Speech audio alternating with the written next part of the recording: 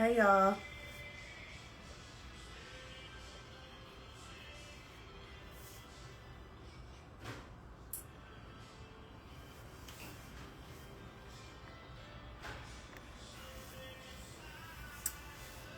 Hey, it's been a while. It's been a while. Yo, what's good? Hey, Loaded for real. Yo, it has been a while since I've gone live.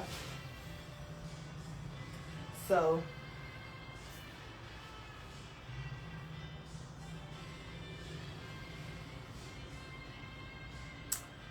it has been a minute.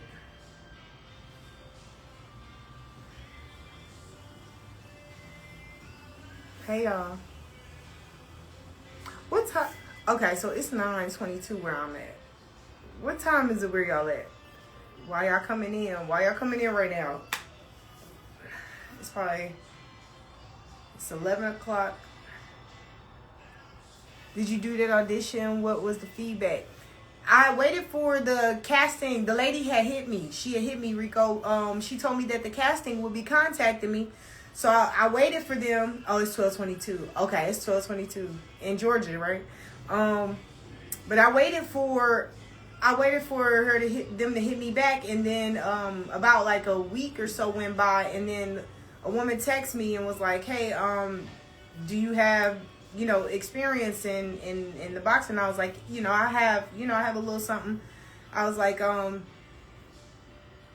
yeah, She was like, oh, okay, something, but I don't know, like it just kind of, to be honest with you, I think the lady that you had me talk to, me and her, we followed each other and everything, and she was like, "You be perfect." So I was like, okay, I'd love to, because I even sent her a clip of the video and stuff that we did, and then stay in contact with her. She's a great connect for getting in films and movies. Okay, I will. I definitely will. We followed each other and stuff. We did. Tony, look, Tony, listen.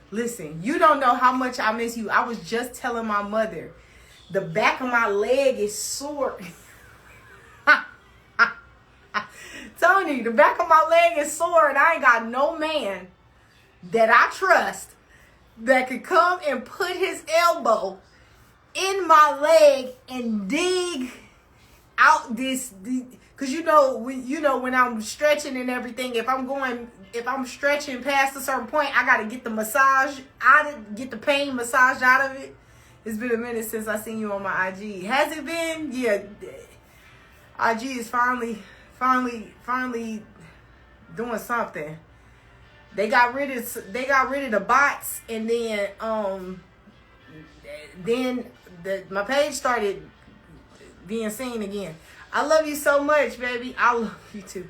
But Tony, I promise you, I was just saying to myself, because I'm still stretching and stuff, and now I'm really trying to make sure I get into this middle split, right? Because I got my back flip, right? Yeah, your girl got that backhand spring, yeah, I haven't seen you since like when you were on peer-to-peer, no BS, and that was years ago. Dang, that's crazy. That's crazy. But I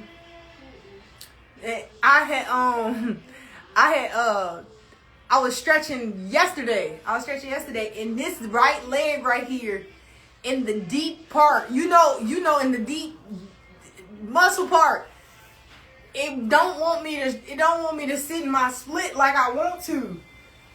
And so I was like, man, it like it hurt now. I was like, man, I need Tony, man. Yeah, I know. I reposted it, right? Love that you have kept it going. Thank you. Yes. I said, it's funny because when I was doing it, I was like, Tony would be so proud. Used to watch you all the time in 2020. Did you? See, we used to be lit on live. That was 2020 when we was locked in the house. Yeah, I know. You need that pain again. I know. Like, look, my mother said, that's the craziest. She said, that was the craziest, what she say? That was the craziest, That was the craziest experience when you in the room screaming like you're getting killed in there.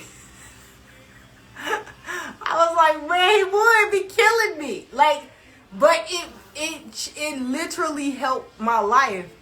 Seen her on Asian stream a while back.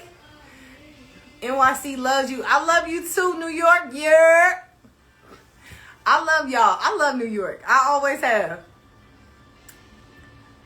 Gina was like, that would be the most interesting thing. You be in there just screaming your head off in there. Can I eat your butt? No. I hope you got them souls out. Not really. Not really. I don't really have them out. Like, they not, like, out. You know what I'm saying? But I'm getting my little stretch in. I should have warmed up a little bit more. No, I love you. Shut up. Y'all just say anything, don't y'all? I'm a little rough today. I miss her too. Such a lovely lady. Thank you. I'll let her know. After the commercial you was in, I was trying to get in touch with you with your account. What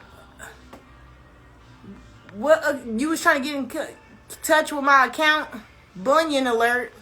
Boy, ain't nobody worried about what you saying about my feet. So I see you. You ignored my message. Tony definitely got those cheeks. Big up, Tony. Actually, Tony was my gymnastics coach, actually. And he actually helped me get the soreness out of my muscles after session. Talking about most definitely got them cheeks. First of all, you think my mama would be like, yeah, that was crazy. She was screaming from another room and I was being nasty? Well, you done lost your mind. Radio.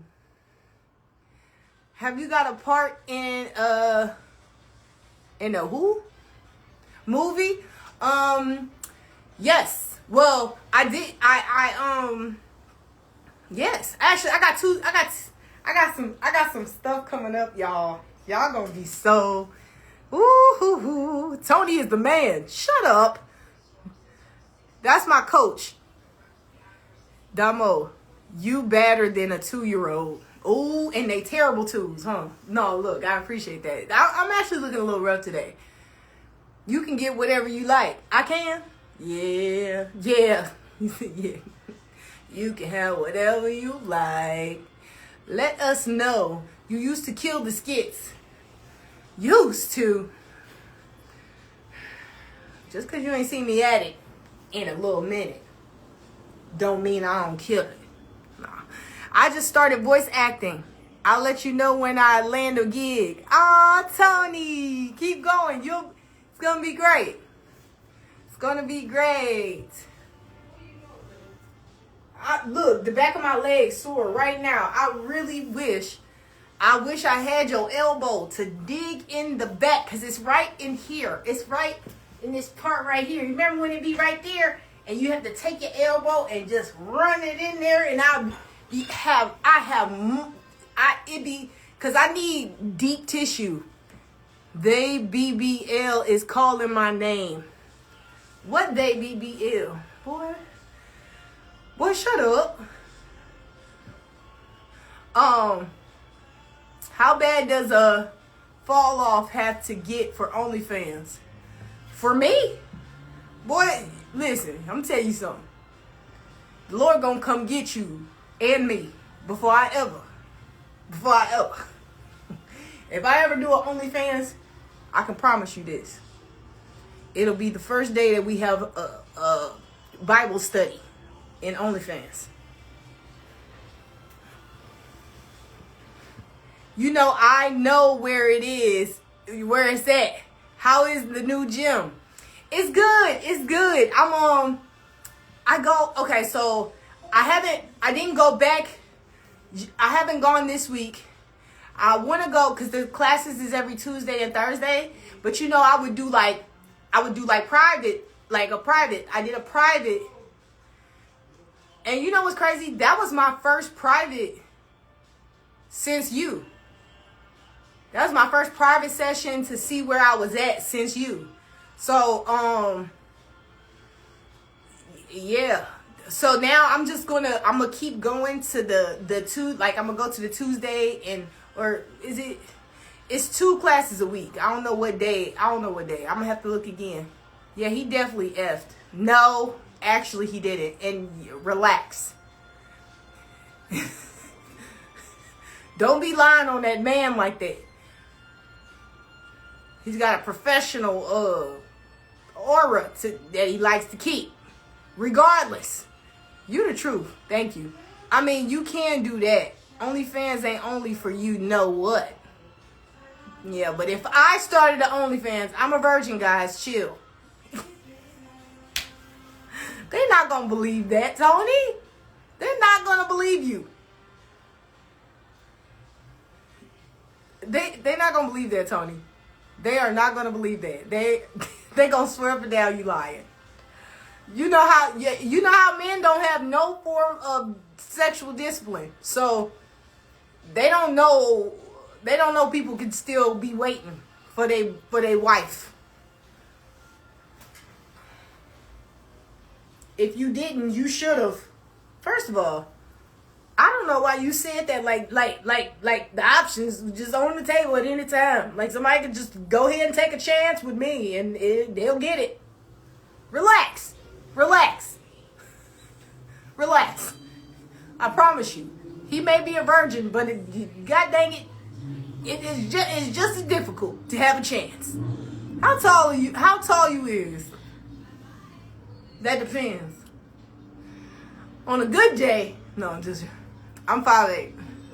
We definitely don't need. What you mean you don't need? I feel that. I'm glad they're getting you right though. I'm sad it's not us, but you know, I'm gonna always be in your corner, Niecy. Man, I know, man. Look, you did such a great job with me over the year. We did like what, a year? We did a year. This is a year and some change, right? So you got me prepared. Like everything that you taught me, everything that we did was up to what I got done. You ain't no damn 5'8". This nigga gonna tell me how tall I am. Alright, nigga. I'm gonna let you have it then, okay? Whatever you want. How tall you want me to be, baby? How tall you want me to be, baby? How tall? How tall do you want me to be? This leg killing. I need to sit in it for like 30 seconds or longer. This leg is killing me though.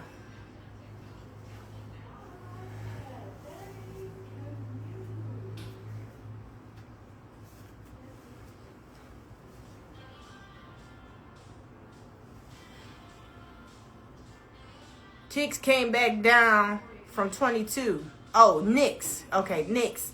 I just hope they weren't avoiding you on the first class like some other coaches. No. He actually, our first section was a private, so he had to pay attention to me.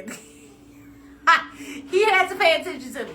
But he, you know, I had pretty much already kind of, like, I don't have much fear. Like, you know what I'm saying? I don't have much fear in doing it like I used to. I think you helped me work through a lot of fears and building the strength, the upper body strength.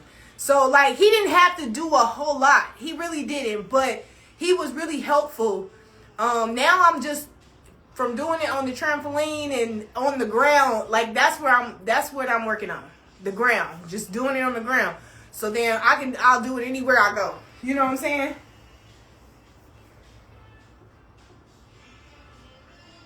I love your eyes. Thank you. I appreciate that. I look rough today. You know, my wig looking Tyler Perry-ish. In a good way, though. In a good way, because I love Tyler Perry. You got me standing taller than the Statue of Liberty. You should not be standing that tall. You should not be standing tall. No twerk, baby. Just question. First, yeah, I can't wait to see it on stage. I know. It's going to be so awesome.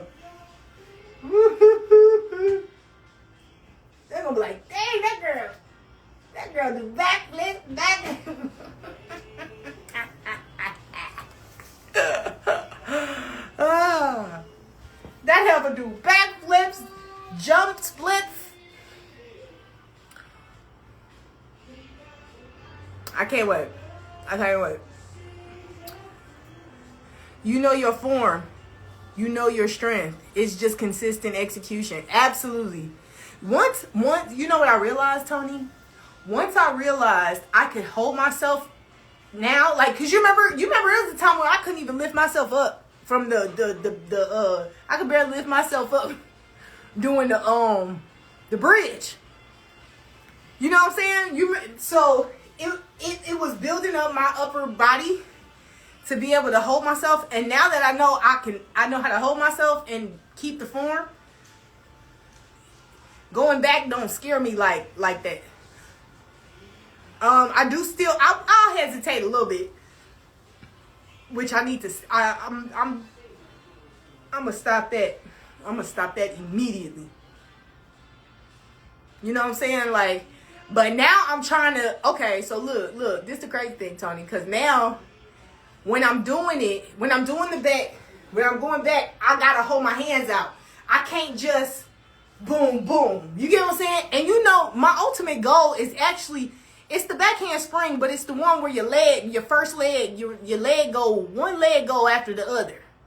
That's what I want. That's what we was working towards. It was like backhand spring with both legs is cool. But you know, I wanted the one where it's like, boom, back leg, boom, boom, leg. You know what I'm saying? Dom, I want to pray with you like Miss Parker and Priest and the Priest in Friday. Listen, they was not praying. You don't want to pray with me because we gonna really pray. We're gonna really pray. You listen. Yeah, the backhand spring, step out. That's what I want. That's what I want. I want to step out. Backhand spring is, but I guess that it's only right to teach the backhand spring first, right? And then the step out, you know, can kind of skip my question. All right, I see you. No, I didn't skip it. It didn't come across my page. I promise. That reach. What reach? What you talking about? What about the Valdez? I pretty much have the Valdez, right? I pretty much have it. I hadn't done it for a minute. And then it's like, okay, so I haven't practiced it like how I you know how I would, you know? So I had got it, and then I stopped kind of practicing it because I was still working on, you know, just staying flexible, you know, so I didn't do it. But I think I can still do it because I'm not afraid to jump. You remember I used to be afraid to jump. I was afraid to jump. Hey, love, how are you doing today? I'm good. How are you? You got to show me that when you're not rusty anymore. I will. I definitely will.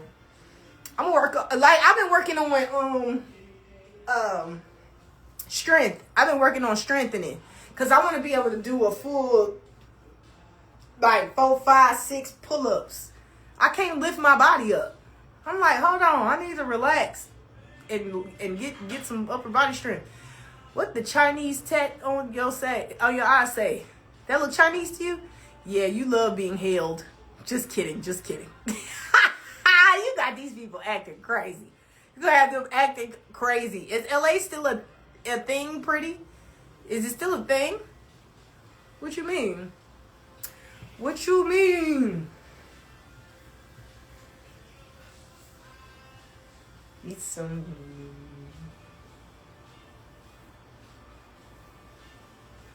Ooh, that stretch. It's funny because this leg always stretched so easily in the back here. You remember, Tony? It was always this leg that would really get bad. But the left would have some stretch to it. No, it was the right actually that always had the stretch to it. But now I'm having to get these hip abductors all that stuff all the way out. What's up, though? From the D, what's good? Hey, y'all. I realize I'm talking really loud. Like, I don't have to talk that loud. Like, why am I talking so loud? And then I be realizing my vocals get tired when I do that, and I be talking loud. I am a singer. I cannot be talking. Nerve damage. Nerve damage? No, I don't receive that, baby. You are well kept, Dom. Can't stay on too long, sis, but wanted to say happy birthday. Catch you soon, queen. Oh, I appreciate that. My birthday ain't no time soon, but it's early, so good. Thank you.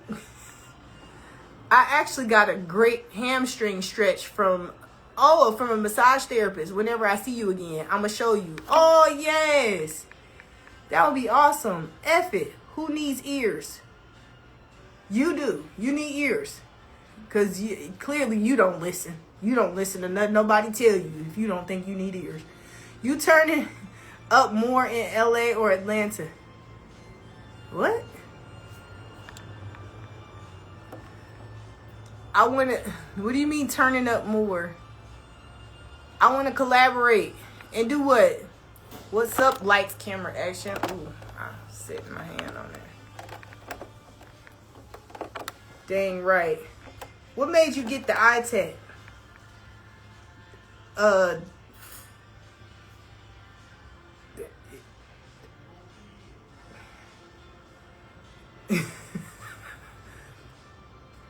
This ain't no tattoo. You like a lot of anime, don't you? What gives you that impression?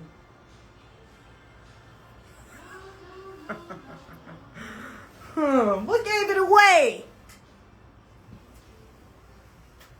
I'm an A&R from Philly. I have my own record label, and this simple make music.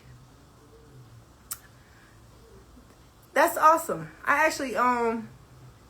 actually just signed.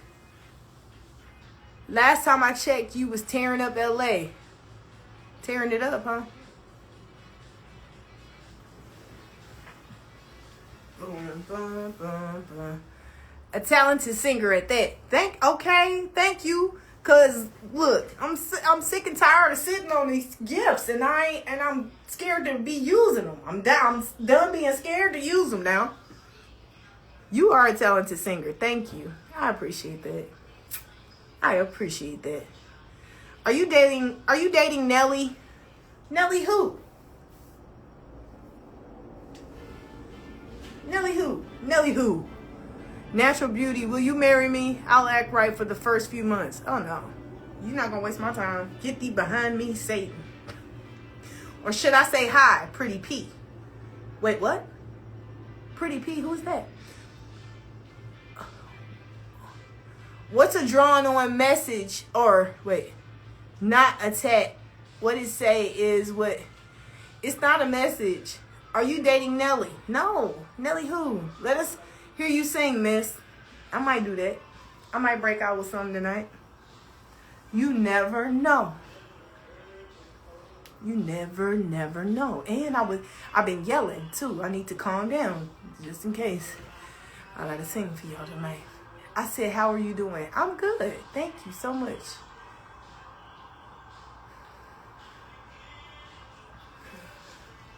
Trying to see.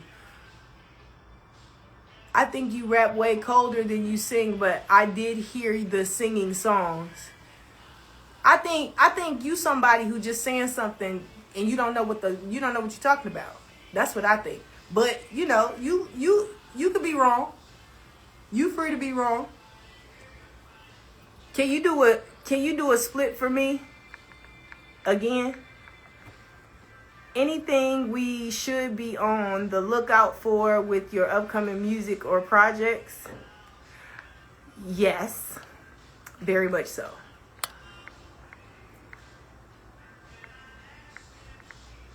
Are you single? As a dollar?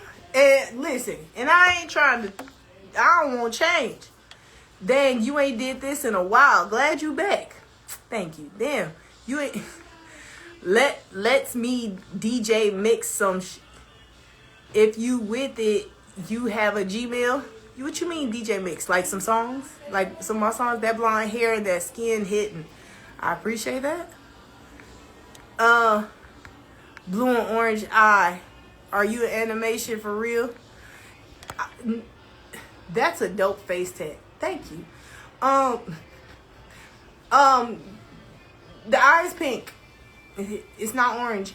You may be a little colorblind. Actually, science have proven that males tend to suffer from the chances of a male being colorblind is very likely. You have the best lives. Do I? Listen, it's been a minute. It's been a minute. Your girl.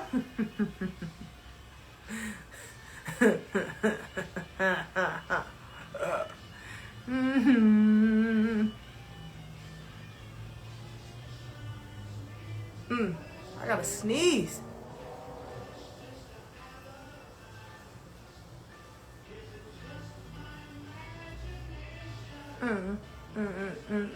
So what? Okay, let's gotta stretch. We got the same name. We do? The same full name, or what name is which one is the same? You should do a Marvel skit. I think you would be out colder. What?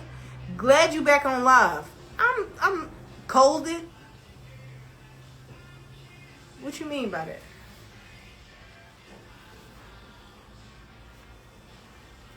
Where the asparagus, man? Listen. Me and asparagus ain't been the same. To be honest with you.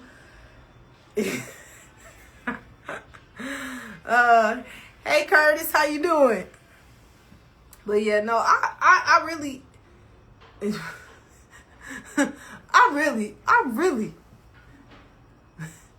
You single or in an open relationship with peace and quiet? Yeah, that all of those. Can I smoke on your live? If I don't smoke on here, why you think I want you to? Female what? Magneto? Who that is? Wow, I haven't seen you on here doing these in a while. It has been a while. If you was to play a Marvel character, you would kill it. I appreciate that. I'm about to crash because I have an early morning, but I got old video of you tumbling without the wig. I'm going to send it to you tomorrow.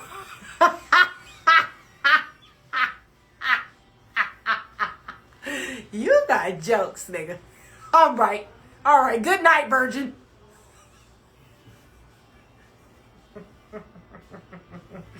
Good night.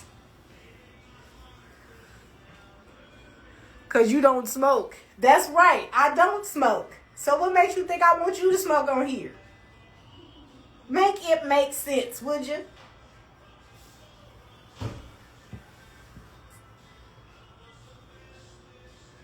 Just an FYI, she's not bald-headed.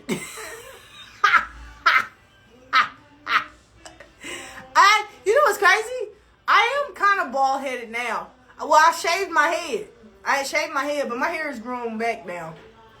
What up, Dom? What up? You know you fine as F, girl. Thank you. Wow, Dom, your room is super dope. Fire. Thank you. You look like a demon with those eyes. You do demon things. So be quiet. There's a reason people keep calling you a Marvel character. Well, yeah, I think it's the hair color and the eyes. What? Oh, wait, tell me. Just asking for the smokers in the back, baby. No smoking. No smoking. I do not want to. You're not going to kill yourself on my life. You're going to have to do that on your own time. Looking like a better Doja Cat. You know what? Shut up. Listen, I can't deal with y'all in these. Y'all think everybody that's in light complected, that's light complexion, just look alike. Me and Doja look nothing alike. I look like an Asian woman. Who's your favorite person to work with? You mean like on content skits? Can we video chat, Dom? For what? What we gonna do on video chat? Why are you sitting there like that? You about to sprain something. I'm wrong, like Terrence Howard was in Hustle and Flow. What? Listen, I told you was wrong. It's okay. I ain't mad at you. Like, sometimes people be wrong. accept my request. For what? For what? For what? What you think about to go on?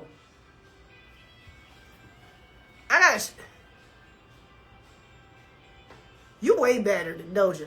Listen, I wish y'all wouldn't compare people. Cause you know, when God created all of us, He made us separate and different looking for a reason. It wasn't so everybody could tell you look exactly like one of each other. Goodness gracious, y'all. Or you look better. You look like you fine and I appreciate that. Listen, I'm not gonna lie. It's rough tonight. It's a rough day tonight. It's a rough day tonight. I got burp. Too late. We already did. Doja lost. You know what? Stop it. Stop. Why y'all like this, man? You are a whole vibe. I appreciate that. I really appreciate that. Listen, this is the thing though, right? This is the thing. I ain't even saying nothing yet. We ain't even really turned up. You know how like my lives be lit? Like my lives used to be lit. He built you in that secret room upstairs. Your fire. Who built me? Thank you. The radio don't lie. What radio don't lie? I know her reflection gently bites her lip when she not looking. That nigga's a fool.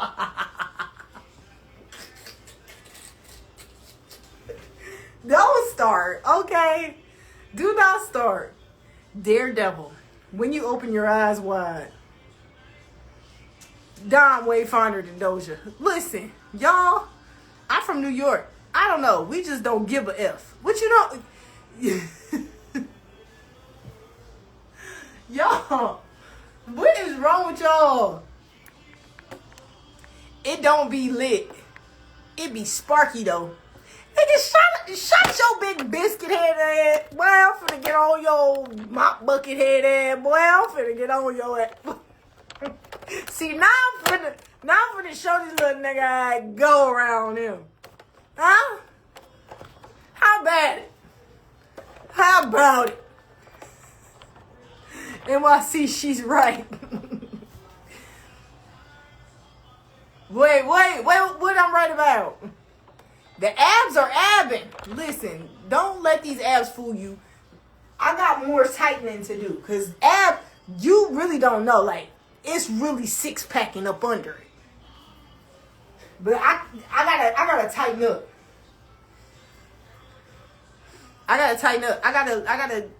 Right now I'm in a, them country thighs, thighin'. They thighin'. JoJo!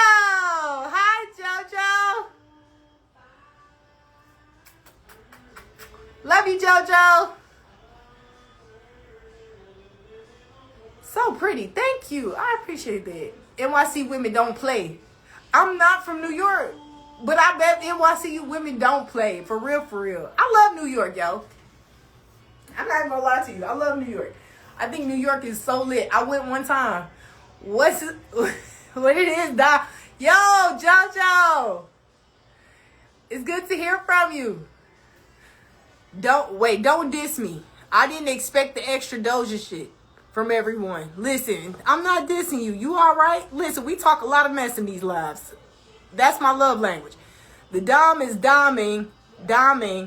Oh, wait, the Dom is doming. I ain't seen you in like 2 years. Has it been 2 years? It's been 2 years? What dance is New York known for? Example, Detroit, we jit, and in the shower, they got footwork. New York is known for being like, originally they really was the people of hip hop. Like New York was the home of hip hop. You do know that's where it originated from, right?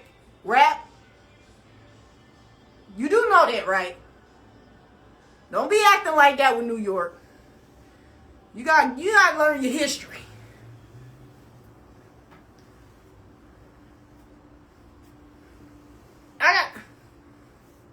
This stretching is important. NYC known for getting sturdy and breakdancing. And chicken noodle soup with a soda on the side. Harlem Shake.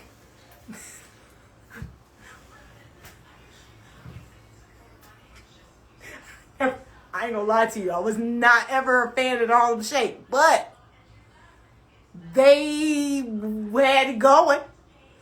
They was doing it. They was doing it. I couldn't get with it. I couldn't get with it. But I sure watched them do it. Y'all seen that new Drake and what's that real that basketball player that always he just look homeless. Even if he wearing nice stuff, something about him look homeless to me. I would like to help you stretch. No, thank you. I got that under control. Are you a porn star? With my husband, when I get one. Don't ask that question again. Kevin Durant, that's it. Okay. Did y'all see that commercial? Did y'all see that commercial with him and Kevin Durant about his shoes? You talking about Drake and Kevin Durant? Yes. How y'all know? So y'all, he's talking about Kyrie Irving? No, Kyrie Irving, he do look a little homeless too. But it's a different kind of homeless. Like, Kyrie Irving looked like he homeless on purpose. Kevin Durant looked like he really is without a home. Even when he dressed nice. It's something about him. I look at him, I'll be like, it's given he look like he need a place to stay. But he don't. I believe he's very successful. I'm just saying, like, something about him just look, I don't know. Like, he don't have a, I don't know how to explain it. If he do got a house, it don't look like he keep it clean. I don't know what that is. I'm just being listen, I don't mean no harm. I'm just, when you look at him, look at him. I'm not lying. I'm not being funny. What if you did red hair? Like red hair. Listen, you tend to have real bad ideas. You shouldn't talk as much as you do.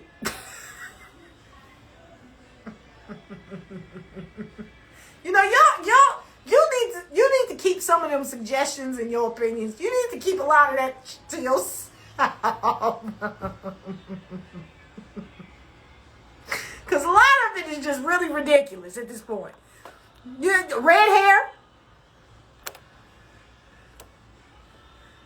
Red hair, huh? Kevin Durant ball is life. Man was hooping in the club. What you expect? I expect him to look like he has a home. And if he does have a home, he keeps it tidy. That's what I expect. Okay? This man is a great basketball player. You think he's pretty successful? His net worth is $300 million. So yeah, he's pretty successful. Well, that says a lot.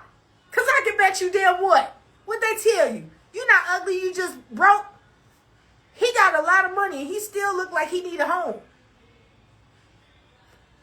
Maybe the home, he needs something internal. That's not to be funny, man. Listen, when I look at people, I see something. I don't know what it is all the time, but I can only express what it looks like. Can you show me your feet? No. Maybe he just don't have a barber he can trust. He sure doesn't trust lotion.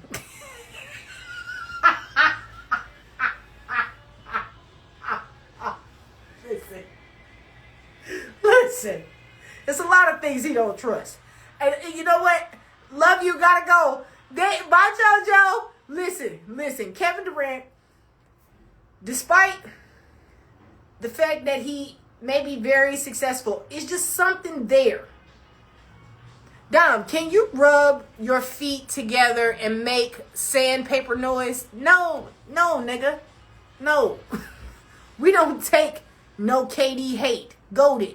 I'm sorry, he didn't say anything. He just said the man don't look like he trusts lotion. At this point, I ain't gonna lie. Maybe that's part of the reason. Maybe he looked dry. Maybe he look like he need more moisture. Maybe that's it. Maybe successful. Listen. I'm just saying, if I'm that successful, I'm not gonna look like I'm homeless. At least, if I do, it'll be because I did it on purpose. Makes any sense? You trying to pre-order GTA 6 for me? All right, you sound ridiculous. Now, why would I order that? Wow, your thigh is big and strong. I rock with the new wall. You like it? Hold on, let me show y'all. Hold on. Let me see.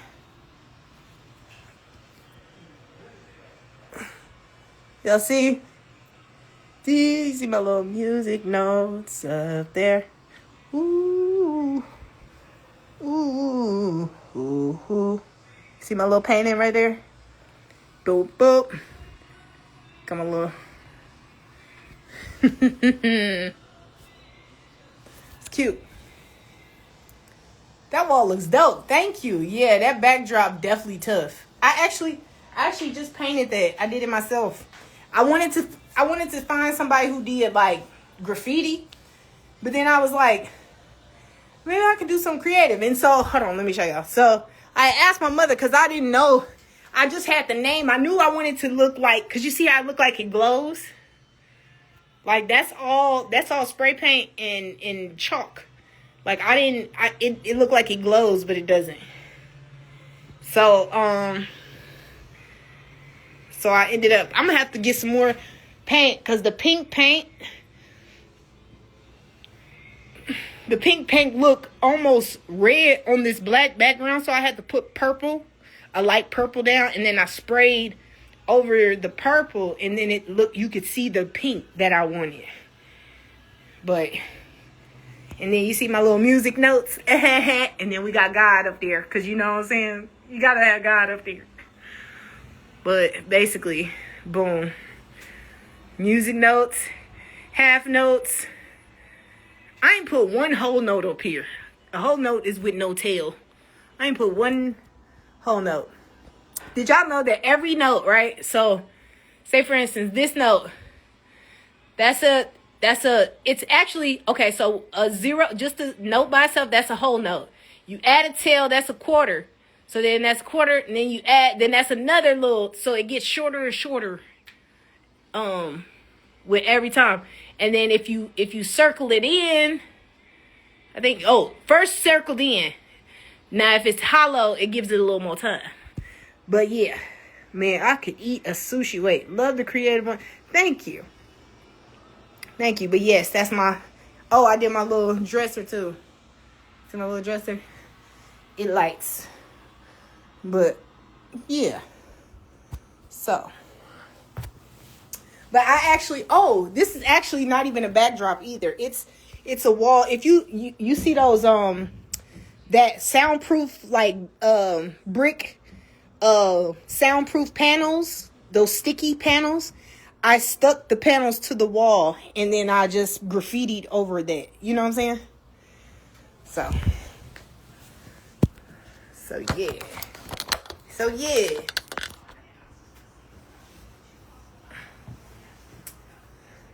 So it's pretty cool. It's pretty fun.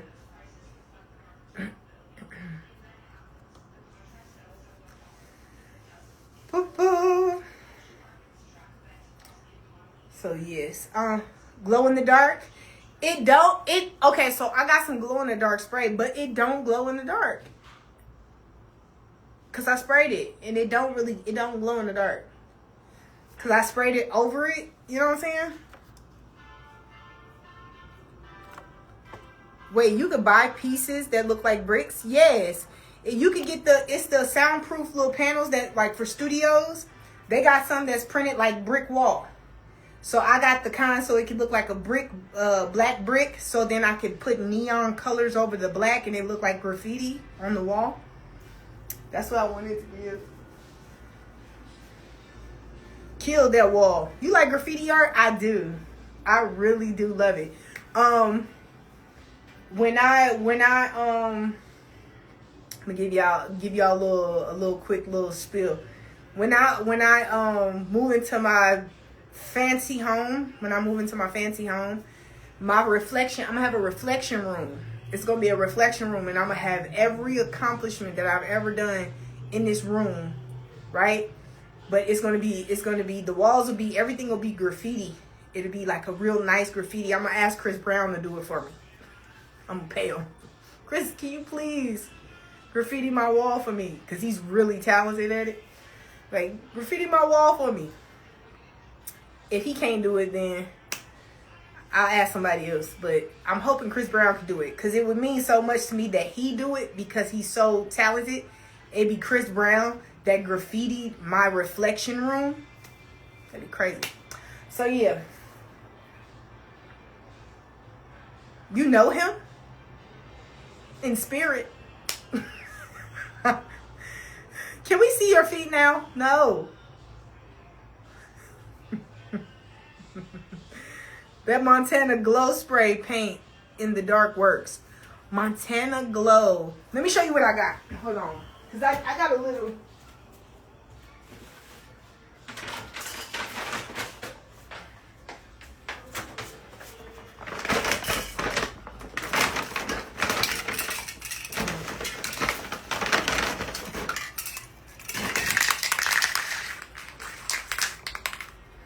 I got the... Is that Krillin? Glow in the dark. Glows. I don't know. I think if I would have got the big bottle, it probably would have... No, keep it the same artist. You don't know Chris Brown. Stop lying. I said in spirit. You didn't hear what I said? Come on, you don't know Chris Brown. Stop lying. You don't know who I know. I said in spirit. So... Yeah, this blue and this purple, oh my God, this purple is so good.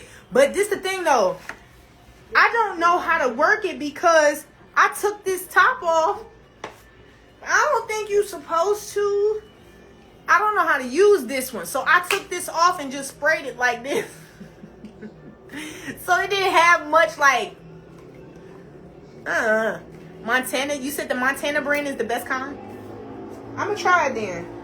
This was really good, but this right here, this one right here, I don't know. I like the color. I like these colors. This blue is really perfect. I got the Maui blue. That's the color. That's my, it's like azul. That's my artist color. Dollar Tree sell paint? No. I got my chalk. I got my chalk from Dollar Tree. See, I give me a little chalk stick, right? Bow. And then I can go in, do a little more.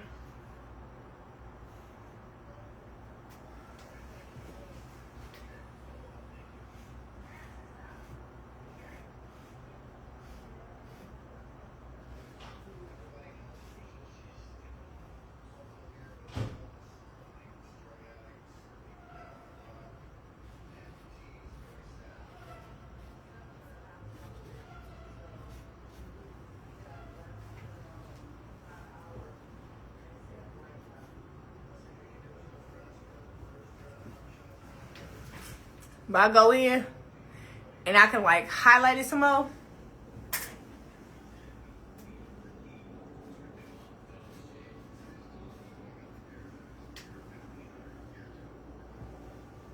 Like this right here needs a little highlight for sure. And then I can spray over it.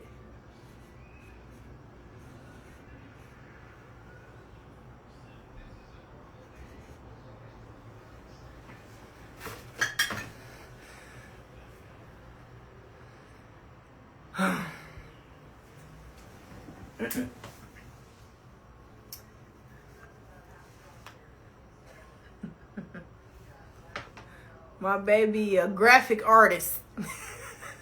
I appreciate that.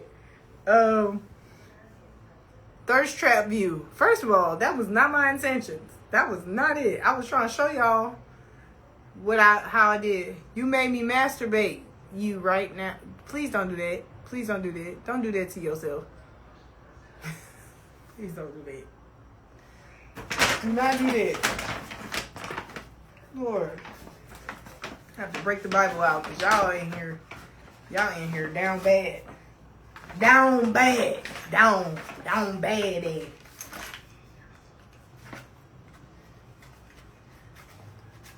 Yo, Dom, you find that dream man? Bikini bottom? Relax. Wait.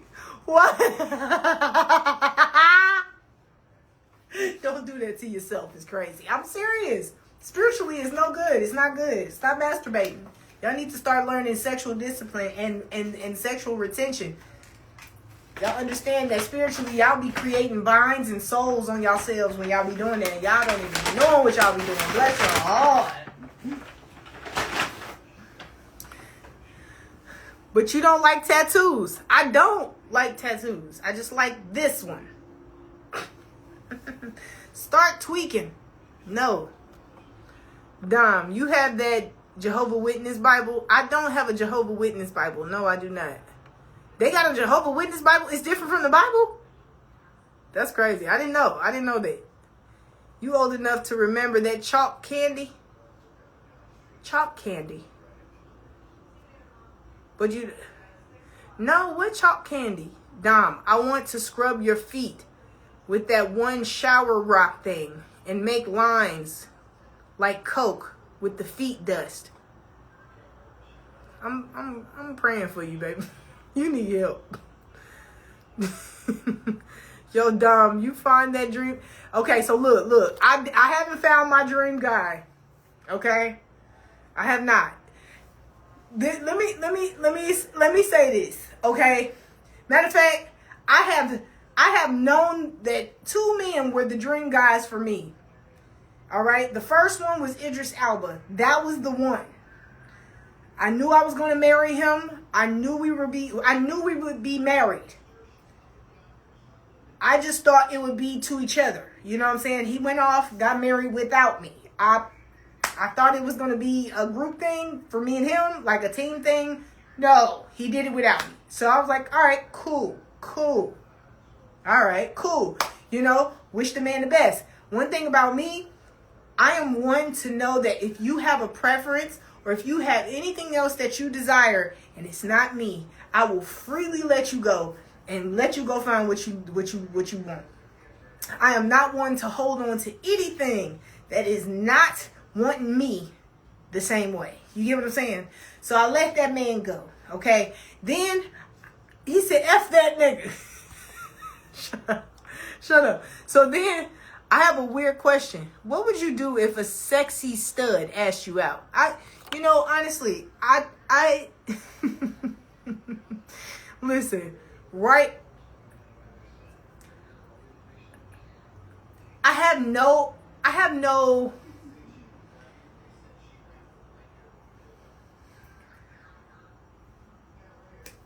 don't know. I think people are entitled to love what they do. I'm very attracted to the male species, right? Even though when they talk, it makes me mad. And when they do anything, it makes me upset. Even breathe, it makes me upset. But I am highly attracted to males. Like, to the point to where when I see a male that works out and takes care of himself and got his stuff together, it's like God did his thing. You know what I'm saying? So shut your ass up. Hey man, listen. You struggled mightily with that question. I didn't struggle. I just wanted to make sure that I'm saying this correctly. So, you able to touch your toes? Don't worry about if I'm able to touch my toes. If you actually pay attention, men are the ones who struggle with having a problem with touching their toes, which actually leads to real bad back problems or sometimes even knee problems. Y'all need to start stretching more while Why you asking me if I could touch my toes? Huh? I bet you got lower back problems right now, don't you? Don't you? Asking me if I could touch my toes. Asking me if I could touch my toes. Ain't that? Block this dumbass nigga, Mr. Hop. I ain't paying him no mind.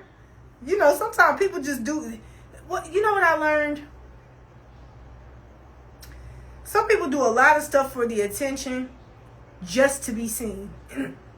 And I learned that people who do that really struggle with feeling unseen in their life. Like people really, they cause that type of trouble, or they cause that type of disturbances and do all that extra stuff to be seen, because they have more than likely not been paid much attention to in life. Dom, your feet stink. Nobody can touch them. What? Shut up. You talk about my feet, but every time you talk, it smell like feet. Dom, get your stop playing. Listen, can you touch your toes now? Can you touch your toes now? Your name, Mr. Hop. Go chase somebody's lady. Comments. Wow. Y'all are. Why are y'all like this? What is the... Let me join. Join what? This is not that. This ain't that. Tell that nigga I would kill him. Relax. You ain't here to talk about you'll take somebody's life. Relax. Relax. Okay? Ooh. We in here to have a good time and be laughing. Don't come up in here doing all that. Happy birthday. Happy birthday. Why do y'all think it's my birthday? Who told you that? Who told you that? Yo, Dom finally got jokes. I've been had jokes. And so is your mom. She has jokes too, because you here. You piece of shit. Get you an old school dude. Wait, what? I don't want no old school dude. You know why I don't want no old school dude? Because old school men just want something younger until something else younger come along. I don't want nothing old school. I need a nigga with some sense. I need somebody who loves God and knows who he is. You is for birthday. Thank you. Would you date a Jamaican? I'm not opposed to dating. It depends on your beliefs spiritually. It depends on like I'm not against anyone. You get what I'm saying? But I feel like if I'm going to be with someone, our core, like the spiritual and core beliefs, it has to align. Like I need somebody who understands like who I am as a person when it comes to loyalty, when it comes to honesty, when it comes to respect, when it comes to transparency. Those things right there, those things are so important to me.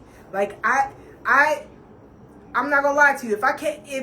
If I catch a man in a lie about 2 or 3 times, I normally lose respect. I don't trust anything he say from then on. Then I start treating him in a way. So if you a lying nigga, we not gonna work. You know what I'm saying? We just not gonna work. If you somebody who feel like, you know, you just gotta sleep with a lot of women and you think you gonna keep me just to have me there, you in for a rude awakening. Cause I ain't letting you waste my time. Communication, yes. Would you marry a man with autism and he's Christian with money?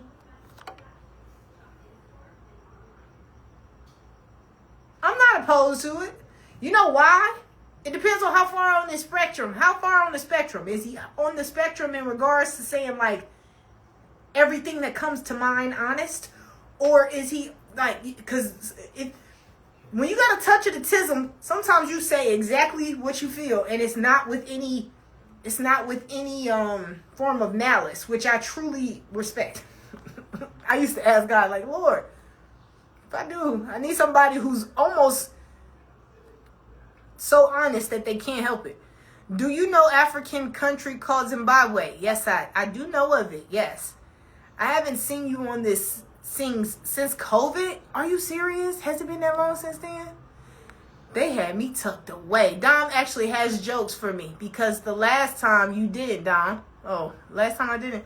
Dom, I won't force you to run a mile on a treadmill, then take the thong you wore on the wiring, and wire the juices in a, you mean ring. Okay, ring the juices in a cup and take shots like it was 1942.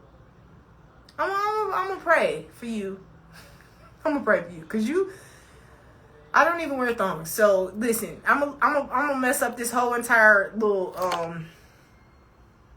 that whole entire fantasy you have. Okay, I don't wear thongs. Although it's granny panties or nothing. It's granny panties. I don't like nothing in my booty. See, I was about to say a joke, but I don't say jokes like that no more. Do you cheat? Do you cheat back or do you cheat first? I don't cheat at all. Like if you I promise you, I don't play those games. One thing about me, if I find out you a type of person that cheat, I just leave you alone. I cut you loose. I don't have nothing else to say to you. Cheating. I don't want to look at somebody in their face and be betrayed. Like I don't. I have career goals. I have things that I'm literally working towards. Why would I sit here and waste time with a nigga who's going to betray me? I could be doing something so much more productive. And I'm not going to waste time cheating on a man when I'm trying to build with someone. I don't believe in that. I just don't believe in it. I've never cheated on a man in my life. I've never cheated in my relationships, ever. I've never dated or I've never liked two men at the same time. Like, that's how sure I am. When I decide I'm going to be with someone, that's who I choose. That's it. I need someone who has the same core beliefs, though. You know what I'm saying? Like, I have things that I want to accomplish. You can't do that having to worry about if a nigga cheating all the time. You call me a capper because you're not honest. And I understand that your perception of what in your experiences. So I understand I understand that you want to project those things onto me, but that is not my truth. That is not the truth for me. You understand what I'm saying? Like, if I was a cheater, I would tell you the truth. I would tell you, like, yeah, I've cheated before, or yeah, I've done this. I've never cheated on somebody I was in a relationship with ever in my life. Ever. Ever in my life. Ever. Like, ever in life. When I want something, that's what I want. And that's what I stick with. Until that person does something where I feel like, okay, I can't trust that person, then I move on. I don't cheat back. I'm not doing that. You think I'm going to sleep with someone just to make you upset? You don't matter that much to me to make me like, nigga, the fact that you lost me is the best thing that I'm going to do. Because I'm going to say this. I feel like the worst that can happen to a man that's with me is to lose me, because I truly, when I'm with you, I'm with you. I'm genuine. I'll stick with you. I'm honest with you. I build with you. I grow. I believe in growing together. I believe in really building something together. So I'm not one that you have to ever worry about throwing your weaknesses in your face or making you feel like you're not. I'm going to correct you if you're wrong. I'm not going to let you I'm not going to let you be wrong. I correct myself. I hold myself accountable. I'm going to hold you accountable. And if you don't put your ego aside and be able to actually hear information in order for you to grow as a man and grow as a person, you're not going to like it here. That's another thing. This is why I don't even give people the time of day. I got niggas that hate me because they were wrong. You get what I'm saying? Like, that's how serious it is. Like, people be thinking this is a game. You get one life. You get one life to live. That's it. You get one life to live. He said 2 and 3. Y'all see a fit check? You get one life to live, right? Why am I going to spend it with somebody who keeps me crying, lying to me, betraying me, doing things behind my back? I can't trust them. And and this is the thing. When you got more peace alone, Why would I waste the time? I just don't believe in it. I don't believe in it. I don't fool with it. And any nigga that's ever been with me, know. Any nigga that I have ever been with in a relationship, they know. They have never had to worry about if I cheated or if I was lying about a man. They never had to worry about if they found something in my phone. They never had to be. I was. Any nigga that was in a relationship with me knows that. But one thing about me is that the moment I catch you lying,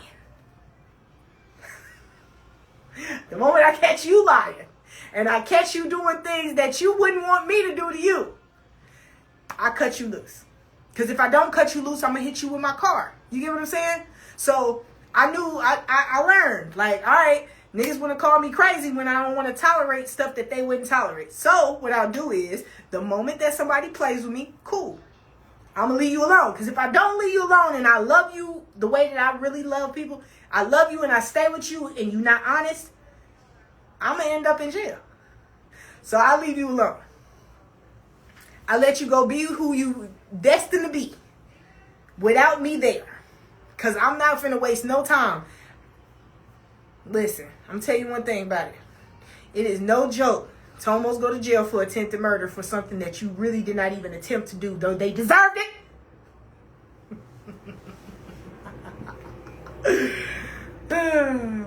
So look, I don't play with niggas. I don't cheat. I don't play those type of games. My character is better than that. Emotionally, like, I have true emotional intelligence. I can speak. I will tell you exactly how I feel. If I don't like something, you will know. I am not the type of woman that will let you keep doing something and don't say nothing.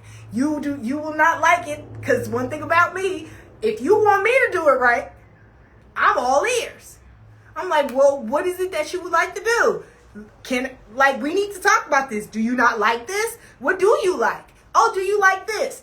Okay, that's the type of person that I am. And if you are not willing to be as open to your correction as I am with mine, you're not going to like it here.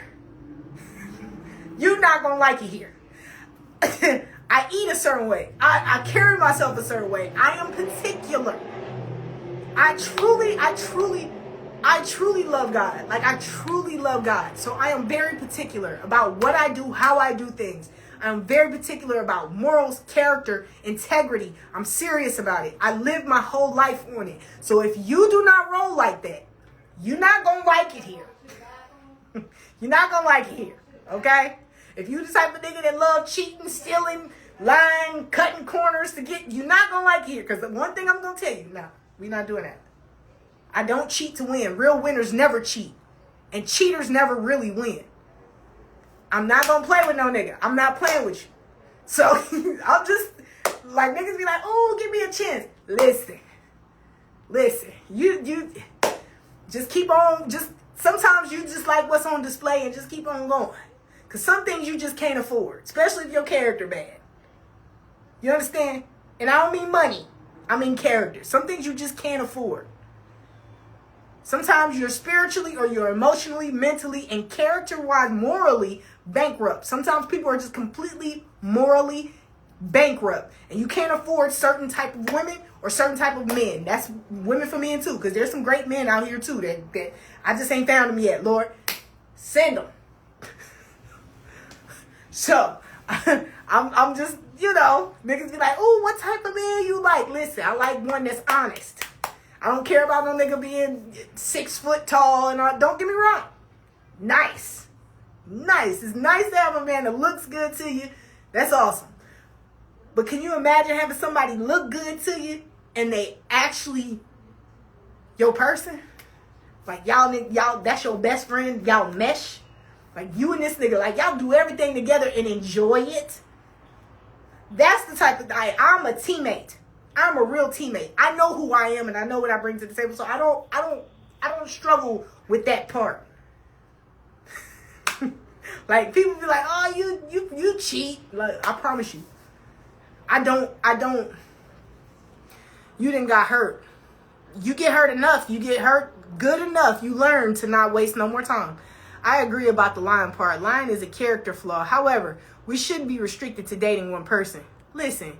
Just because you can't control, just because you choose not to break that lust spirit that you tend to deal with, does not mean somebody else has to deal with that with you. That's the thing. Like, if that's something you prefer, you should find a woman who is okay with being open, where she do what she want to do, you do what you want to do.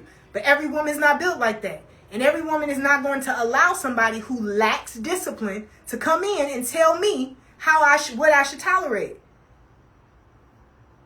Just because you think you should sleep with everything that walks doesn't mean that I should have to deal with that.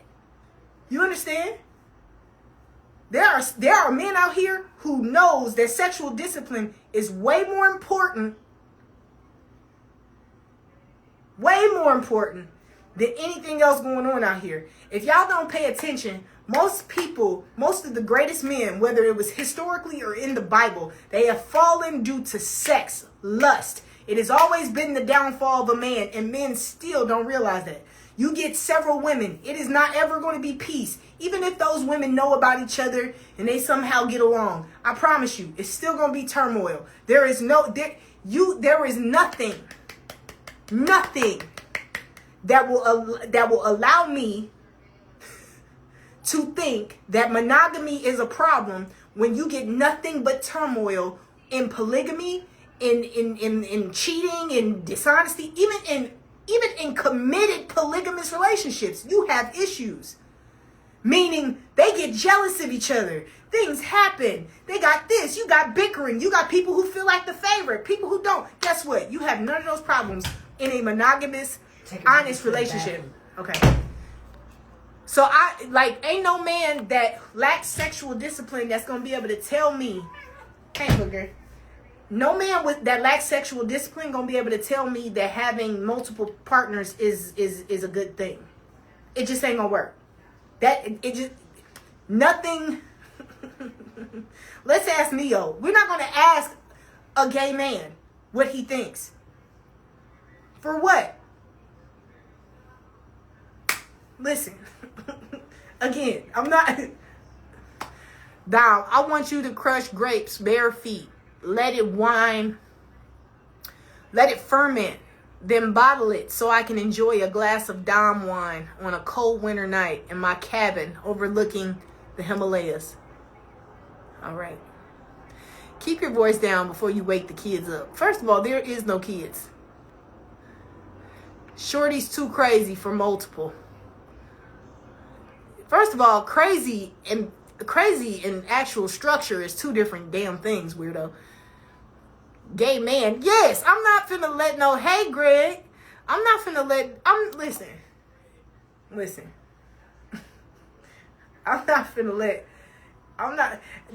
the thing y'all need to understand too.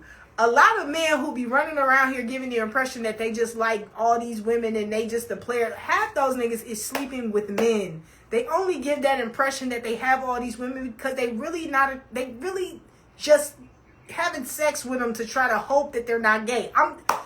Y'all be letting slick gay men influence y'all thoughts on women. I'm just being honest. Half these men who don't like women are secretly gay. Oh man, he a diddler. Stop. Like I'm that, and it's no, listen, I have no, he said, you are so right. I promise y'all be think about it. Think about it. And this is a great example. This is, so August Alsina, years ago before he came out as gay, he used to talk about women like a dog. And he talked about how he would sleep with women. And he really had a real strong disdain. Like it was a real strong, like, almost like he did not like women for even just like existing. He would literally dog women out and talk about it in interviews, stuff like that with, the Breakfast Club and stuff like that. He had such a dislike for women. So everybody thought that nigga was so player. Because he had girls talking about how big it was. He had girls that talked about, oh, he did this, he did that. And the whole time, This man couldn't stand women. And it was all because, honestly, he was gay. He could not be faithful to a woman, but he's faithful to his boyfriend. Y'all be thinking this is a game. Half the time, y'all let men who barely like women, they only like women publicly to not seem gay, and you let their thoughts, their ways of thinking and saying and doing, you let them influence you to believe and think and feel that way about women if you're straight. And it puts so much strain on what unity men and women are supposed to have. It's so sad. It's so sad. It's so sad. Like, women are supposed to love men, and men are supposed to love women. It's supposed to love and respect each other. Again, the world cannot move forward without man and woman coming together. You understand that nobody would be alive if a man and woman did not come together to procreate. So for men to literally have such a mental to hate women, you really got to think about it. Either it could be three things. Either your mother was really awful and she gave you a terrible experience of what women are and what they seem to be. It could be your mother. You could be gay. Or you could have gotten your heart broken and just didn't choose to forgive. It's those three things for men that make men so. Then, of course, then you have the exceptions to the rules. The men who are influenced by most of the DL, gay men, who give the impression that they got all these women, which they do. They get a lot of women, but they don't have no respect, no love. Matter of fact, they have a very strong discontent for women. And they literally disrespect them, disregard them, and treat them like nothing. And half the time they're doing it because they really like men. They really want a man. And because that, they make a lot of women pay for it. So y'all be taking a lot of advice from a lot of men who are gay. I don't care what nobody say. If any man makes fun of a man for liking and respecting or liking a woman, he's homosexual. He's homosexual. He's doing that to make you feel a way about liking women, to make it seem like having a respect or a love for a woman, especially for a woman that truly loves and respects you. Any nigga that feels like he can just talk to or treat a woman that really has been down with him, done for him, been good to him, treat her any kind of way, just because that's the way that they do, like, nigga, you're homosexual. And again, choose what you do. Like, choose what you love. Choose what you do. You have every right to love what you love, my nigga. Like, God gave you the chance to choose. You have every choice. You have every right to choose. I'm not saying it's the best choice, but it is. But you have every right to choose. And I only say that it's not the best choice because a lot of times, if you really think about it, man and woman is the only thing that can create life. It's the only thing. So, but your sexual preference is, of course, your choice. You have every right to choose so. But to influence other men, straight ones, to influence straight men to disrespect, disregard, and have a discontent for women because you don't like women and you don't want men to seem, I guess because you don't want to show women a love or a respect or whatever. I don't know. It's the weirdest thing I've ever experienced or ever like really realized. What size shoe you wear? I wear size 5.5. But yeah, I think it's very unfortunate, you know? Science can also create life.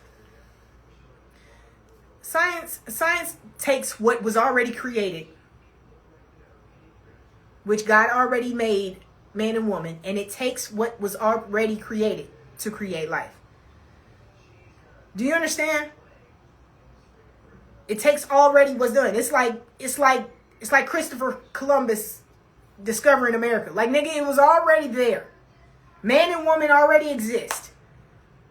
What you're doing is you're taking a particle from something that already procreates, from another thing that already procreates, and you're making it. And you need a male and a woman. You need a male and a woman gene to even do that in science. Do you understand how serious it is? So I just said true.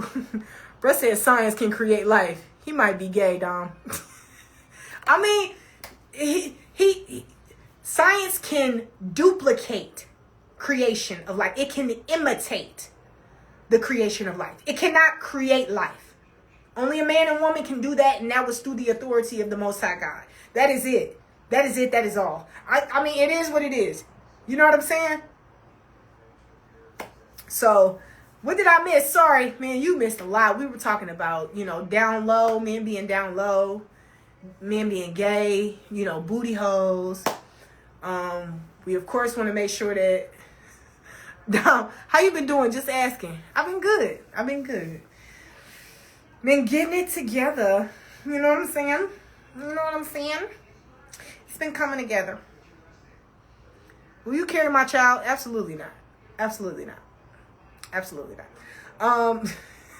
Sex is science, by the way. Actually, sex is spiritual. It's not science. It's not science. Sex is very spiritual. It's very spiritual. This is why people don't need to go around here having sex with everyone. Because it's very spiritual. There was a reason for it. It was to create life. You're not supposed to be doing it with everybody. Let's make a child. No. I think every idea ain't a good one. And that one ain't a good one. Thoughts on shorties being down low? You mean like females? Like females being down low or men being down low? I think anybody who's living down low, I don't like it. I don't like it at all. I feel like that type of deceit and dishonesty, you're ruining people's lives. You're taking up people's time. See, people don't understand. You can spread a disease. You know how many people have contracted a disease because of somebody else's lies? Because of somebody else's deceit and betrayal? Like, you see what I'm saying? I think that living under something like that in a lie like that is it's the worst. It's worse than the actual preference. You get what I'm saying? It's like you're making the fact that you're gay be a problem because you are hiding it, giving the impression that you're something that you're not. To people who are investing their life and their time with you, their health, y'all,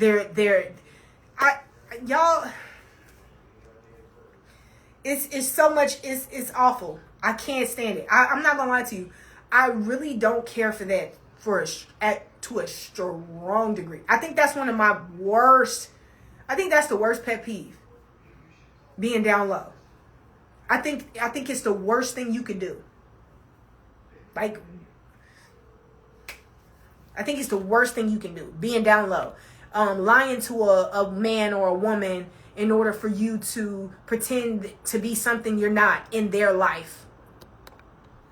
Like, I have every right to determine whether I want to deal with a man that is pretending to care about me so that he don't look gay. I have every right to know that. I have every right to know that. I have every right to determine whether I want to deal with that or not. This is why I don't like liars that much. Liars literally steal your reality. They take from you the option, the choice to choose. God gives you the choice to choose, and people take it from you. It makes me so mad. If a perfect God gives you full right to choose your choice, why would you steal somebody? It's one of the worst things. I can't stand it. It's just as bad as like a man lying to a woman just to have her there because he knows like she's good for me. That's not what I would choose, but she's good because she has her head on her shoulders. But that's not what you really want. It's just as bad. You are wasting somebody's time in their life, bro. Like, they are making life-changing decisions thinking that you are in it. You get what I'm saying? Like, you making life-altering decisions for people who are lying to you and themselves. I can't. Like, I ain't gonna lie to you. That is one of the worst things. Like, that's why the moment I realize that a man if I'm in a relationship with a man, well, immediately I kind of already kind of know if a man's gay. I kind of know, but I still suspect any man I still suspect any man, even if I like the nigga. He could be gay. Girl, been there. Thank God for deliverance. I am telling you, it's a thorn for me, Dom. Wait, it's a thorn for me, women. You know what? Amen. That's why I love just telling you the truth. It's important that you do, because again, people don't understand. Like, they think that because they want you, they're supposed to have you. When people don't pay attention to the things that, and it's like, think about this. You want a woman based off of your own selfish and personal wants or desires for her, right? So then, or woman for man too, because women do it to men too. So you want to lie to them to get what you want from them. But once they realize you're not telling the truth and you're not who you say you are, you're going to get a side of that person that you never even wanted. You're not even going to like this person because you're not going to like who they become, learning who you really are. If you just be honest and allow them to say no, because this the thing, people don't want to hear no, but no is good for you sometimes. Just because you want something don't mean you need to have it. When you want a woman or a man because they look good, and then you like, I'm going to tell them what they want to hear to get it, and then you go to realize this mother is crazy, and you think they crazy, but you saying they crazy because now you're a liar to them. So now who they've become to you is not who. It's a mess. It's just too much. It's too much. You don't even like the person that you lied to, because they're not going to be the person that you want them to be, because you're not who you say you are. It's just devil behavior. Absolutely. So honestly, if I spoke on this on a spiritual level, it's truly a Jezebel spirit, and it's truly one that wants to control. It could be several different things, but it truly is one that wants to control the narrative. So it wants to control people's life. It's ego. It's so much. Okay. He said, nope, don't have time for it. You see what I'm saying? This is the thing too. This is what I realize with men. They can't stand who the woman becomes once the woman finds out they're lying. Why don't you think? What do you be thinking? What do you think that once she realized you weren't honest, that everything's still going to be fine, or what do you think? Why waste the time? I don't understand that. Like, you're not even going to like her once she realizes she don't like you. So why don't you just be honest so you can get a no to avoid any of the headache? Guess what? That no does not mean you're less than. It does not mean you're less of a man or less of a person. That just means y'all don't mesh. Y'all don't align. She will not eventually. This is the thing. I think that if you started to rule with a lot of things with understanding that certain rejection is real protection. It's real peace. A man with no direction in life will play you every time. Oh man. And this is the thing. A man with no direction will lead you anywhere. Anywhere. You get what I'm saying? And that could be good or bad. Now, say for instance, he don't necessarily know what he want to do, but he knows he's not in the streets. He wants to do something good. He needs to figure himself out, and he's finding it out, and he's working, and he's doing. That's one thing. But a nigga who don't give a damn about nothing, running the streets, out here doing nothing, everywhere he's going, like nothing, baby, he finna lead you straight to hell, baby. Straight to hell. Anywhere, child. I ended up in the trash can, baby. Listen, I understand that. Good thing you ended up in the trash can. There's some women who's in prison. There's some women who's not even alive. There's some women who will never be the same, who never got a chance, who don't got a chance to get their life back on track. Like, this is what I learned. This is what I learned from my experiences, right? Getting my heart broken was the best case scenario. It was the best case scenario. It was like realizing that, I love someone and I felt betrayed, or I felt like, they didn't, really value me, or they didn't really want me, or whatever, or however.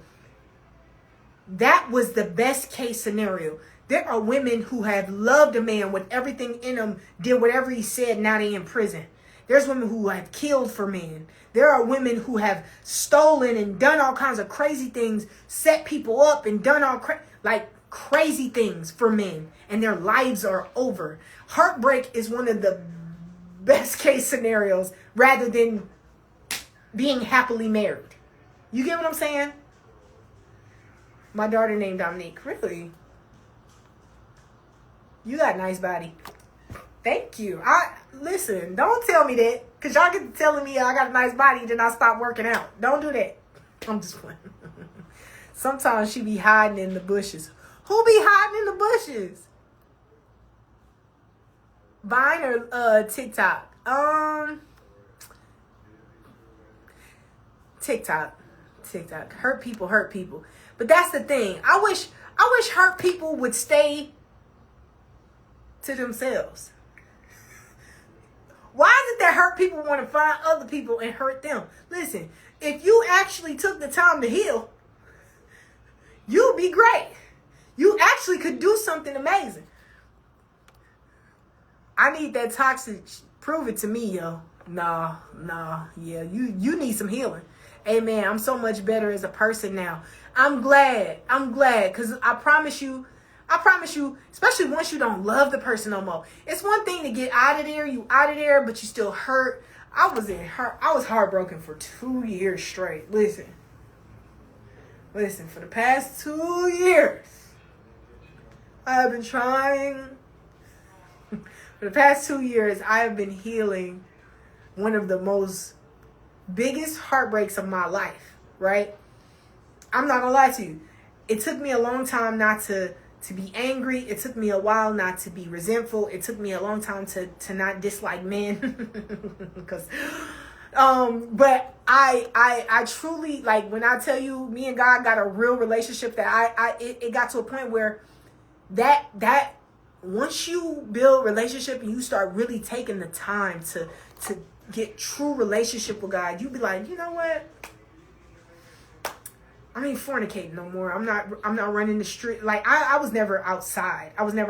But I'm not going to. My thing was, I've never just been out here, wanting to smash and going by my bed. Like, I've never been that type of person either. So when I'm with someone, that's who I'm with. So then I'm fornicating.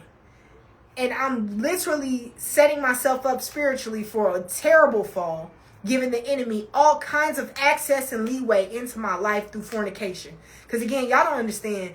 I don't think that people really understand how spiritual everything is in this world.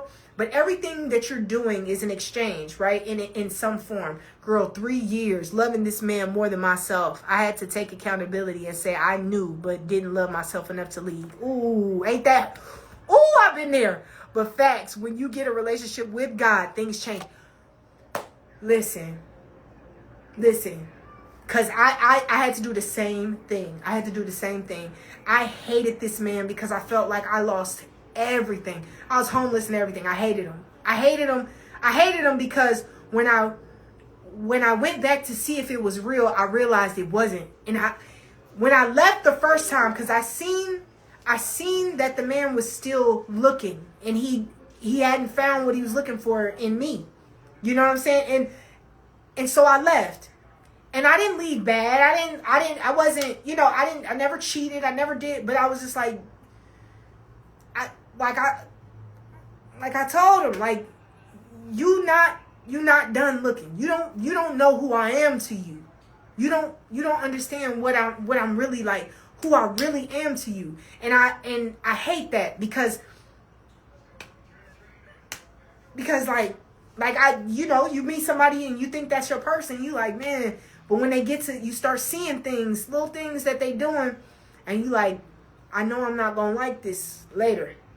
I'm not going to like this. And see, I used to be the type of person to ignore it. I used to ignore little things. And I let it slide 2 times. But that third time that he did it, when I seen that he is still looking, I was like, I got to leave him alone. And the craziest thing is that I was at one of the hardest parts of my life, because I knew at the time I was getting ready to be, I was walking away from a business situation where that was like my living conditions, everything. So now I'm homeless. I'm getting ready to be homeless for even choosing this relationship. For even choosing a relationship. A lot of the turmoil, matter of fact, all the issues that came in the business side of things was from having that relationship. So I lost and walked away from certain things people had done in the business side because of me choosing that relationship, and I lost everything. And I walked away from the business side of it, right? I walked away from the business side of it because I didn't like the way I was done for making the choice I wanted to choose. So I walked away, but I had to walk away from the very thing that is the reason why I walked away from the business decision in the first place. Dom, what's good? So I was homeless in my car. I slept in my car. Homeless, had to get literally out. I had to get on my feet. I literally 4 months in my car. And you know what's crazy? As hard as it was, sleeping in that car, I would go to the gym. I'd shower at the gym. I'd go get a pair of clothes from the place that it was in, because they didn't really want me there. So I was staying in my car. I would go get my clothes, and I would shower at the gym, and I would practice doing all my singing, my music, all this stuff in the back seat of my car in front of the gym. And I did this for 4 months straight. And I thought to myself, mind you, I was so brokenhearted doing this. I couldn't even, there was times where I would cry. And I remember there was even times where I used to, because I walked away from the relationship. But I used to actually hope that I was wrong. I just wish I was wrong. I wish he would call. I wish he would show me, that I'm wrong. But that never came. And so a year into being heartbroken, go to sleep. What's up, Rose Bestie? Brave Bold, you old Tinkerbell head ass nigga. It was good, nigga. But so girl, I ain't seen you in like 2 years. So glad you're alive and well. Thank you. Oh my gosh, yes. Dom, stop lying. You don't go to no gym. I goes to the gym. Okay, relax. Love, have a great night. Thank you for sharing. I had to get up early. All right, thank you. So yeah, so here it is. I'm up here. I'm doing all this, and at the time, I'm thinking to myself, I realized after the year passed, I finally, 4 months into being in my car, I finally got into a place. And I started getting on my feet. And at this time, too, I'm going to therapy. Because I'm going to therapy. Because mentally, again, this was the hardest thing I'd ever been through. Homelessness. Being homeless and heartbroken at the same time. I really think the enemy had it out for me. He was like, yeah, I'm getting ready to take this one out with this one. He just knew he was going to take me out with that. So, he no Chinese food tonight? No. You do know I have to go to work tomorrow, baby. I understand. So, dang, it's 11. So, anyway, so I got on my feet, and it was about almost a year after that relationship was over, and something wouldn't let me let it go. Something just wouldn't let me let go. I was because you know what? And honestly, if I'm going to be honest, I truly believe so the fact that I really thought that maybe that was my person. Because I'd never in my life met a man and felt like, okay, this could be somebody I build a life with. I never really felt like that. Like, I liked people. I've been in a relationship and I was serious about the relationship, but it felt childish to me. You know what I'm saying? It felt childish. It was like that, you know, not serious. It was like just something you're doing. You're experiencing life with this person. You're experiencing them. But that last relationship in particular, it was the first time I ever felt like I was built, like I could build a life. That was the first time that a man made me feel like we could build a life. But why do women want bad guys? I don't want a bad guy. I used to want someone who was bad and chose to do differently so he could because we have similar lifestyles. Like I come from the slums. I come from the streets. So I come from the hood. I never ran the streets, but I come from the slums, right? So I grew up around it. I grew up seeing it. This is what I've known. So I wanted somebody who understood what it meant to come from nothing and to live in a mindset at one time that could have been restricting or keeping you from moving forward, but you grew and you wanted more for yourself. You wanted more out of life. Because that's what I came into. That's what I understood coming from nothing. You get what I'm saying? Like my mindset had to change. My thoughts had to change. My relationship with God had to get real. I had to understand what spiritually everything really means. I had to really go in there and really do the work. So I wanted someone who also wanted that. But I tend to realize now, like 9 times out of 10, it's more hard to build with somebody who come from where you come from that hasn't had a change of mind than to build with someone who came from the suburbs who understands, you know, life and all that. And, you know, I want to buy you a house, no strings attached. I don't believe that.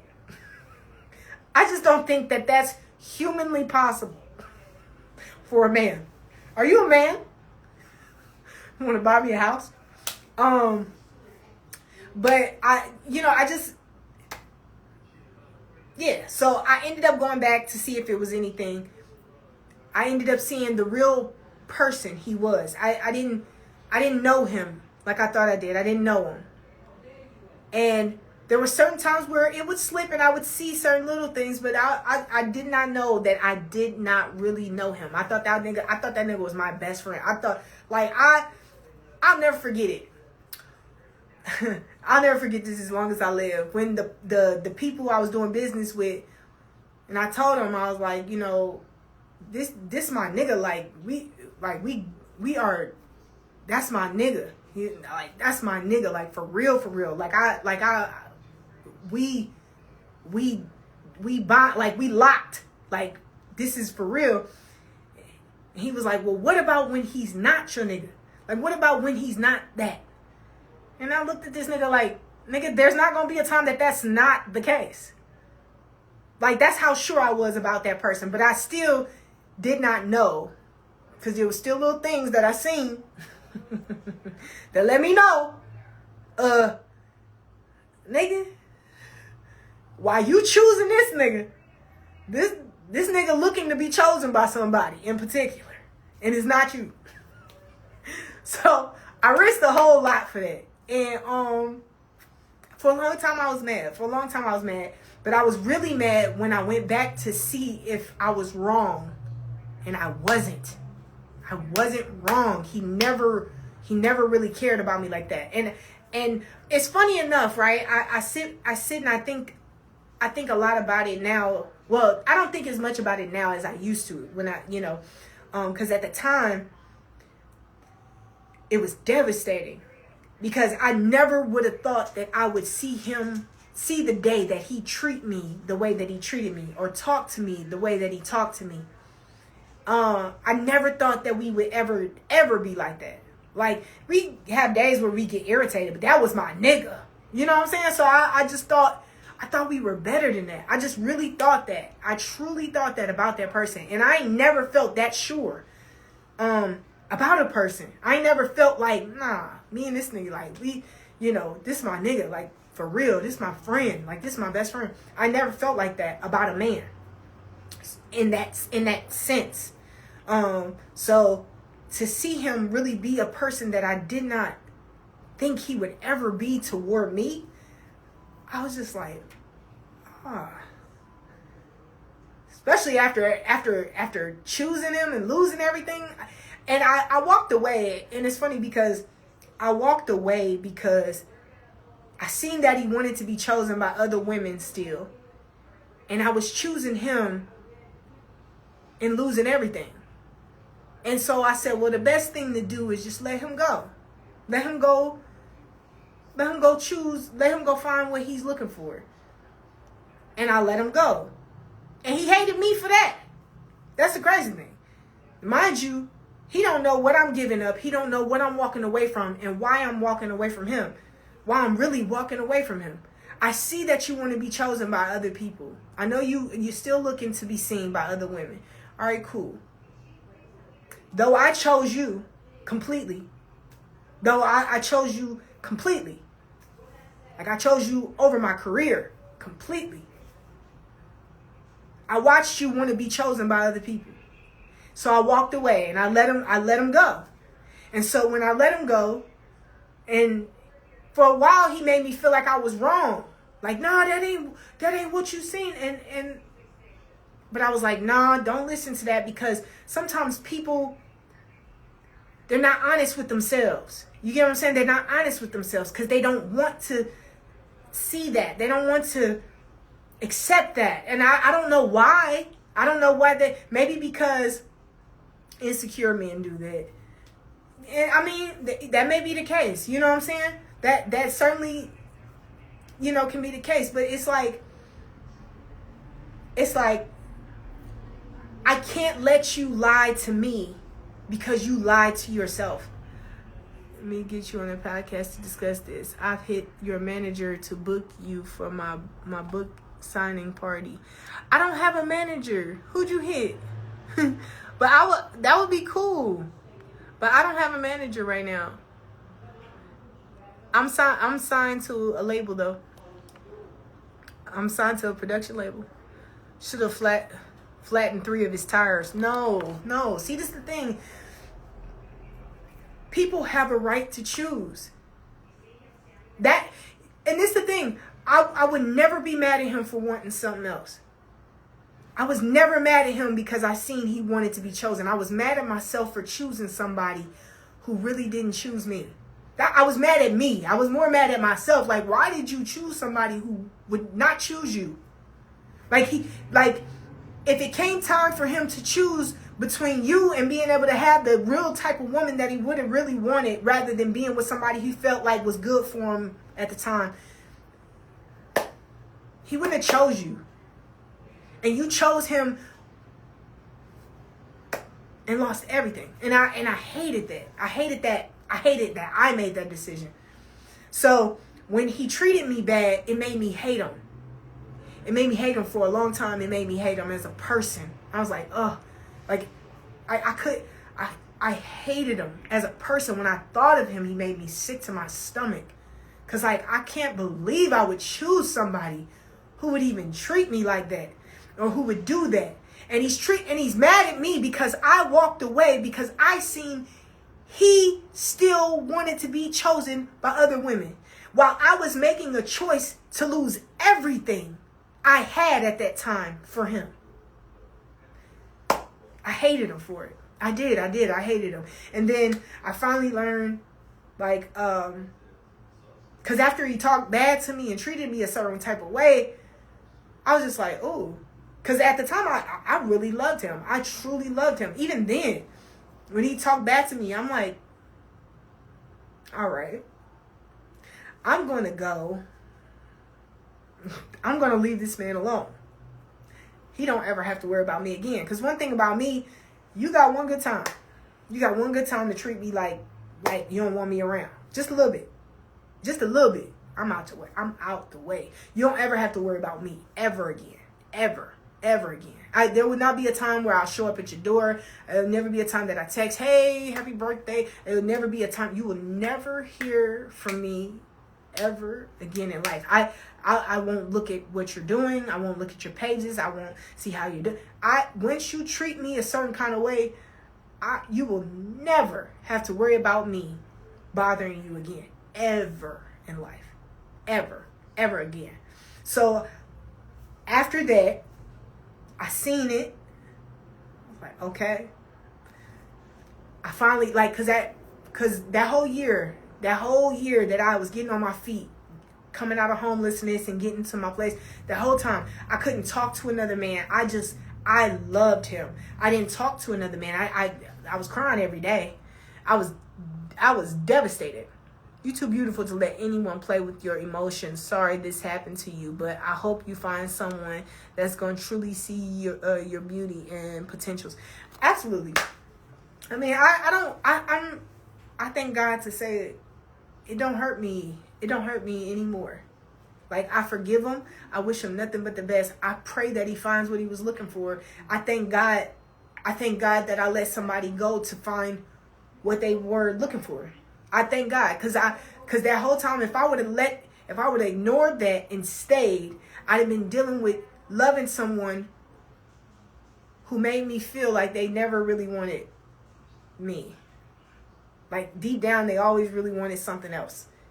And honestly, I truly would have believed eventually he would have ended up doing something else anyway.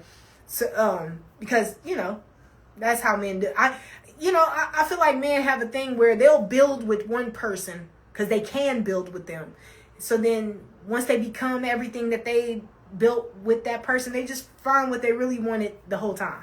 You get what I'm saying? And I wasn't going to do that. I wasn't going to let nobody build off of me. Like, I wasn't going to do that. I'll build with you, but you weren't going to build off of me. You have every right to choose whoever you want to choose, but I'm not going to invest building a life with someone, putting into something that's going to end up choosing something else because I see that you're still, you know what I'm saying? So I gave that to him. I was like, all right, cool. That's fine. I walked away. I went on. That type of heartbreak, I will not lie to you. It was awful. It was awful. I hated men. I'm just now to a point where when somebody asks me out, it don't make me mad. I'm now to that point where I just like, no, listen, I don't want to waste any time. I don't have it. I said to myself, I will never be homeless for a man ever again in life. I will never put myself in a position. I am going to get exactly where I want to be before I ever take a chance on a man again. So I made up my mind. I was like, cool. Most men lust and not love. Actually, 70% of men is still little boys. That's unfortunate. So he didn't come back.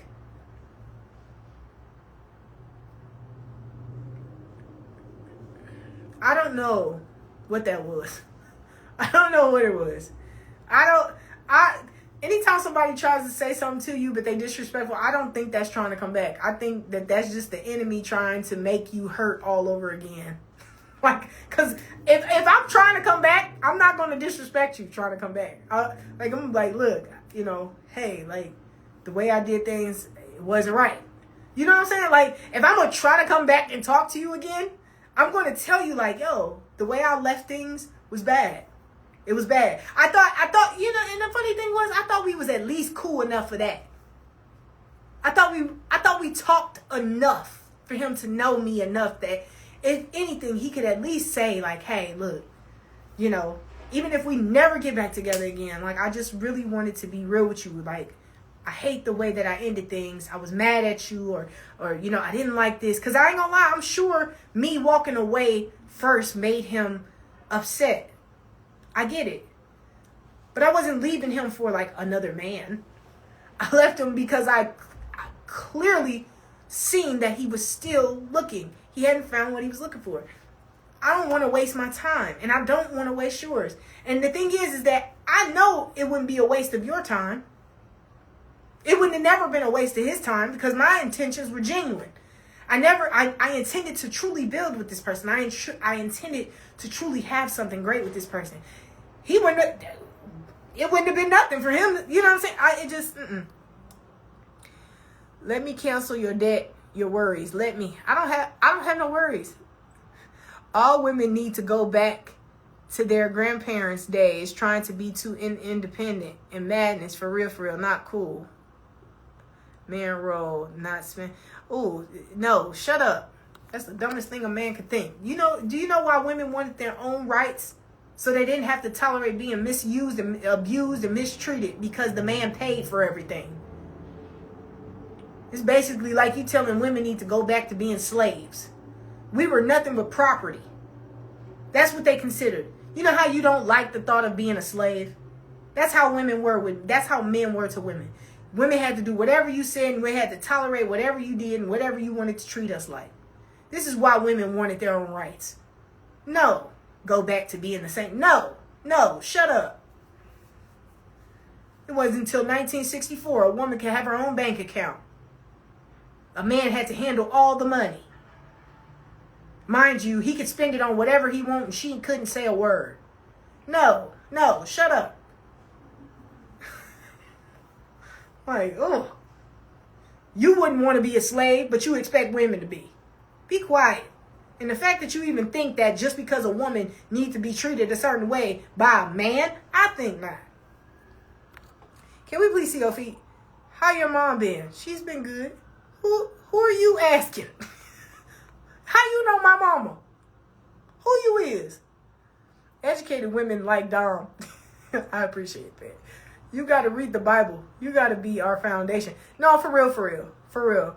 Like I love reading the word. I love the Ethiopian version is so awesome, bro. It really has a lot in it. Like it really tells all the stuff that the King James version don't tell. Like you're not right all the time. I agree. I'm not right all the time. But when I'm right, I'm right. I'm not right all the time. I'm not right all the time. Sometimes, a lot of times, I wish I was wrong. Sometimes I really wish I was wrong. I wish I was. I really do. Sometimes I really wish I was wrong.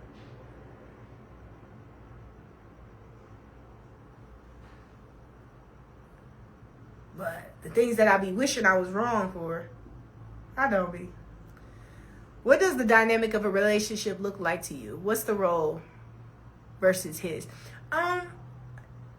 Whatever your strengths are, that's your strengths. Whatever my strength, it's like where you're weak. You know what I'm saying? I don't feel like it's a man or woman thing. You get what I'm saying? Like, let's say you could cook. I can cook, but say you a better cook. I don't got no problem with you being the cook. Nigga, I'll mow the grass. You see what I'm saying? Like, I'm one of those. I am not the type of person who feels like things are going to be ran because you are a man. Just because you are a man does not mean you're strong in something emotionally or mentally. You may be stronger physically in something. Yeah, like you can lift this and you can do, like that is your strength. I will not take that from you. You get what I'm saying? I feel like in any relationship, our dynamics need to be wherever you are weak, I can help. I can strengthen in that area. Wherever I am, blah, blah, blah. But let you shine in your strength. That's your strength. Boom. Cool. Like, I'm not good at being on time. I'm not good at it. I'm not good at being on time. I was in a relationship where he was really good at being on time. So he told me what to do when it's time to go. I'm okay with that. Because that's not my strong suit. He wake me up. Hey, you got to get up. You got to show. You got to do this. Okay, cool. Start getting dressed at this time and do this. Okay, cool. That's my strength. Right? But then there was times where mentally, he may not have the emotional capacity to deal with something. I'd be like, listen, this is not the time to be upset.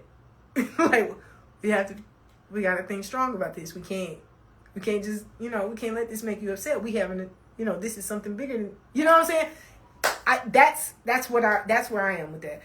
I truly don't believe that it's a male versus woman thing. Now there are some things that I just can't do. I can't lift the couch over my head. Now I can't help you lift the couch though. Niggas really don't understand. I am a lot stronger than I look. I am a lot stronger than I look. Are you ticklish? Yes. That's a turn off. A real gentleman, not no boy or little man. But see, this the thing. This the thing about me. I have patience. I have patience for people who want to grow. I have patience for a man that doesn't mind correction. I have complete patience. I will tell you like, hey, and I'm respectful when I correct you too. I ain't just saying like you a dumbass. I don't do that. Some of these women really talk bad to y'all. Now every now and then I will. Sometimes I do get irritated, but I think if I'm talking to you a certain way, there's something more on top of it. That's what I'm realizing about myself. That's what I'm realizing. If I'm irritated, and I hate that. I hate the irritated spirit because it's annoying. Knowing your strength and weakness is very valuable. It is. Where are you hiding your married ring? I'm not married. Dom, no you're not. Stop lying to them. No, I'm not what? In lifestyle what? But what was I saying? But yeah, so it was. What was I saying? I don't know what I was saying. My vocals is getting tired. How you feel talking to your man like that? That's crazy. I don't like talking mean to. I get irritated though. I get so irritated, and I get irritated because there's something else on it. It's something, and this is what I'm realizing. Like if I get irritated with a person, there's something on top of the reason why I'm doing that. And that's what I realized about myself. Like, say for instance, like my mom will say something, I can get really irritated. I'm probably irritated from something that makes me feel a way because of it. I started to have to pay attention to my thoughts and my emotions on when I'm doing this. Like, why are you irritated? What is that? Like, you really got to think about your thoughts. I don't think people really think enough about their own thoughts and their emotions. Like, when you're feeling a way, think about that. Like, why do I feel this way? Like, what is that? Like, why am I irritated? Or why am I mad? Why am I jealous? Like, why would I be jealous? Why is that? Like, really face those things. Like, pay attention to those things. And then get to the root of it. And then you'll come to realize that a lot of it is really like certain feelings and insecurities that you've taken on or irritations that you've taken on within yourself that you really need to address. You need to replace it with the truth. Jamarcus! One of my favorite, most amazing vocalists of all time. Like, literally, I study you. I love you. You hear me? You, Nadav, oh my God, you two together, stop. Why? Why did you do this? Listen, all I can say is keep being great. You are so amazing. I love you. Being able to notice it in real time shows all the work you've put in is working. That's true. You are too sweet. I love you more. No, really. Don't say that. Because now I don't believe, you don't understand. I love you. Like, I'm like, I wish, I want some lessons. I just want to be in a room and just listen to you break things down vocally. You are a genius. Thank you so much for being who you are. You are awesome. But, you got mixed socks on today? No, I don't. I actually don't have no socks on today. Got to know what you want, because something always gonna want the mind. What you mean? Got to know what you want, because something always gonna gonna want the mind. Can we see your toes, please? No. Sidebar. Are you watching the NBA playoffs? No. Are you watching them? I don't. Listen, I'm gonna tell you something about me in basketball. We have no relation. We have absolute no, nothing. Unless I start dating a nigga on the team, on one of the teams, I have no reason why. Behave, gentlemen. Dom, you need to put socks because your feet be stanking. Okay. All right, relax. Relax, okay? Can we see your belly piercing? You said you don't got socks on. No. Oh, let me show y'all my fit. Somebody asked me to show my fit earlier today, and I did not show the fit. I'm sorry. Look, I'm sweating. Oh, I'm sweating. That's crazy. I ain't got much going on. It's all black. So you don't know how to hoop. I didn't say I didn't know how. I just don't watch it. I'm actually pretty good. With basketball. I'm actually pretty good with it. Hi, Booger. Hi, Booger. Hi, honey. Hey, handsome. Oh, God, no. Look at my handsome boy. Come here. See how he funny acting. It's funny because me and this cat is so much alike, right? He want to be touched, but don't want you to touch him. It's the weirdest thing. Look. This how he like to be pet. In his face. He's so weird. He's such a weird cat. He got what he like what he like. All right? He like what he like. Look. This nigga. Come on. This is how he like me to pet him. He don't want me to pet his whole body. He just want me to pet just the face. He said cats are the devil. Don't say that. That's not true.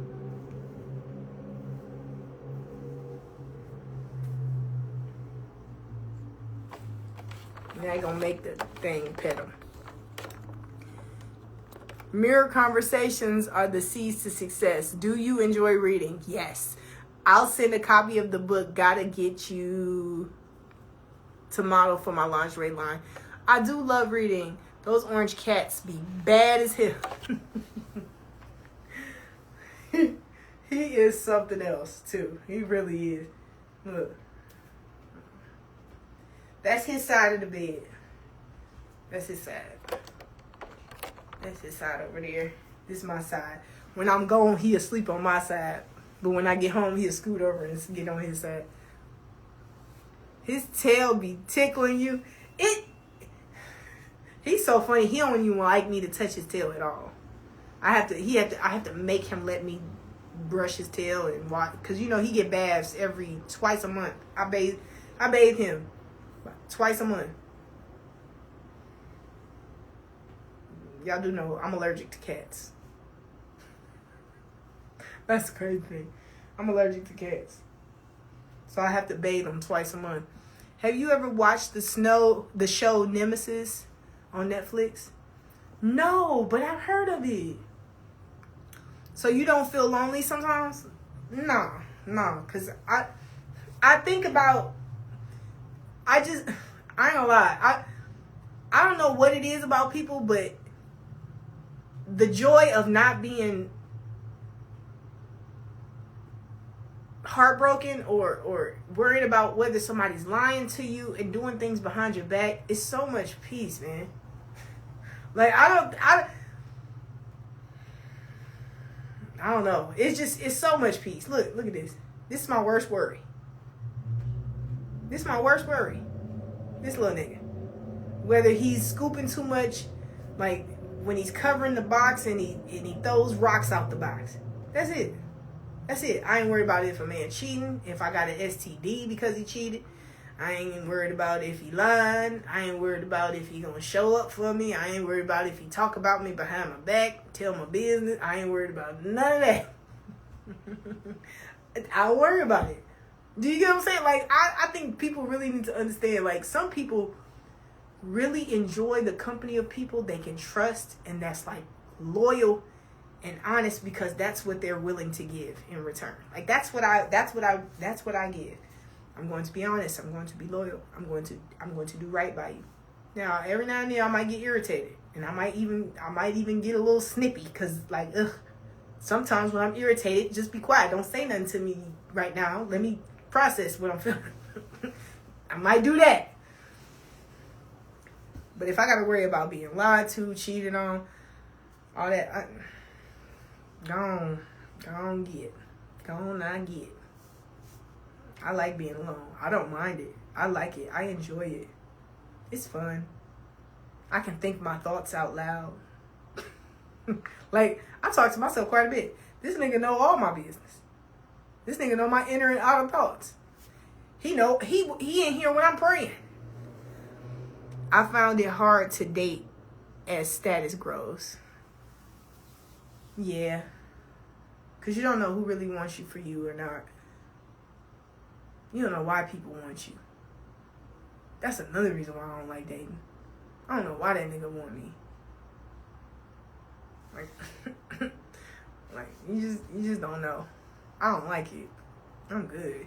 I don't know. God gonna have to come down here. Like he gonna have to come. He gonna have to show up in person form. Like, hey, Dom, listen. This is the one.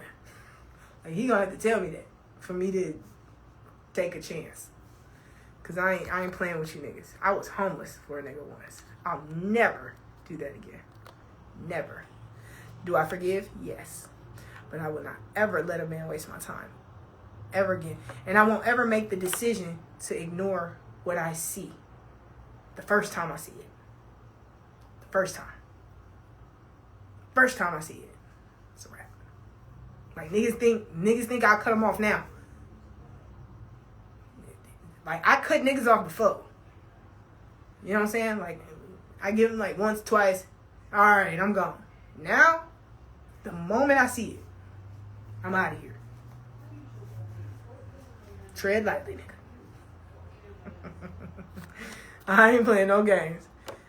Cause one thing I realized about something, when they really right and they really want and they really for you, you gonna know it. You gonna see it just as well as you see when they not. I ain't ignoring it ever again. That's why you go on a date to find out. I'm not wasting no time on a date. I could be practicing. I've been working on vocals. I've been working on projects. I've been working on getting stuff done. I'm not finna. I'm like, for what? I'm gonna sit there to find out a nigga just wants some sex? I'm cool. That's why I just smile and nod. I give it 2 times. Could be 2 different red flags. I'm out. That makes sense. That makes sense. That makes sense. It can't be too bad though. That first time, and I think for me, the first time, what I realized, I ain't gonna lie to you, I could be 20 years into a marriage. 20 years. 20 years into a marriage. If that nigga betray me one time, I'm done. Cause 20 years, I'm done. I'm done. You got one time. You got one time. You don't even have one time. Cause if I don't do it to you, I know you can manage not to do it to me. I know you can. And if you cannot, that's a character flaw. I'm not asking you to do things that's impossible. Like I'm not asking a man to do nothing that is physically impossible. Morally impossible. I'm not asking for something that is hard to do. If it's hard for you to be forward and honest and faithful and honest about what you feel about things, if that's hard, you really don't need to be with a person. You know what I'm saying? You just don't. If you don't know me by now, if you don't know me by now. But yeah, no. Yeah, it's a thing. No, he might want you to peg. Oh. Listen. Okay.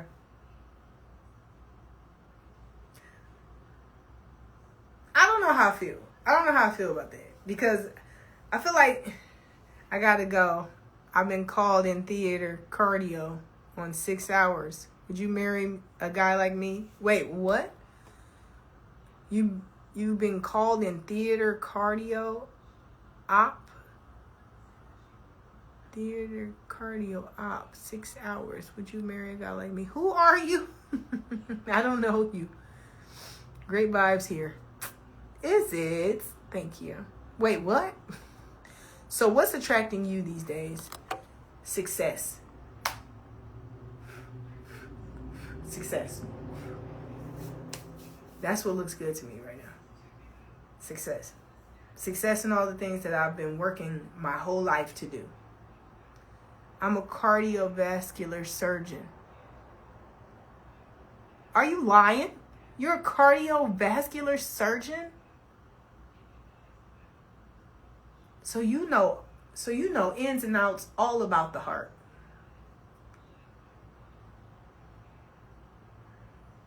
Jeez. That's serious.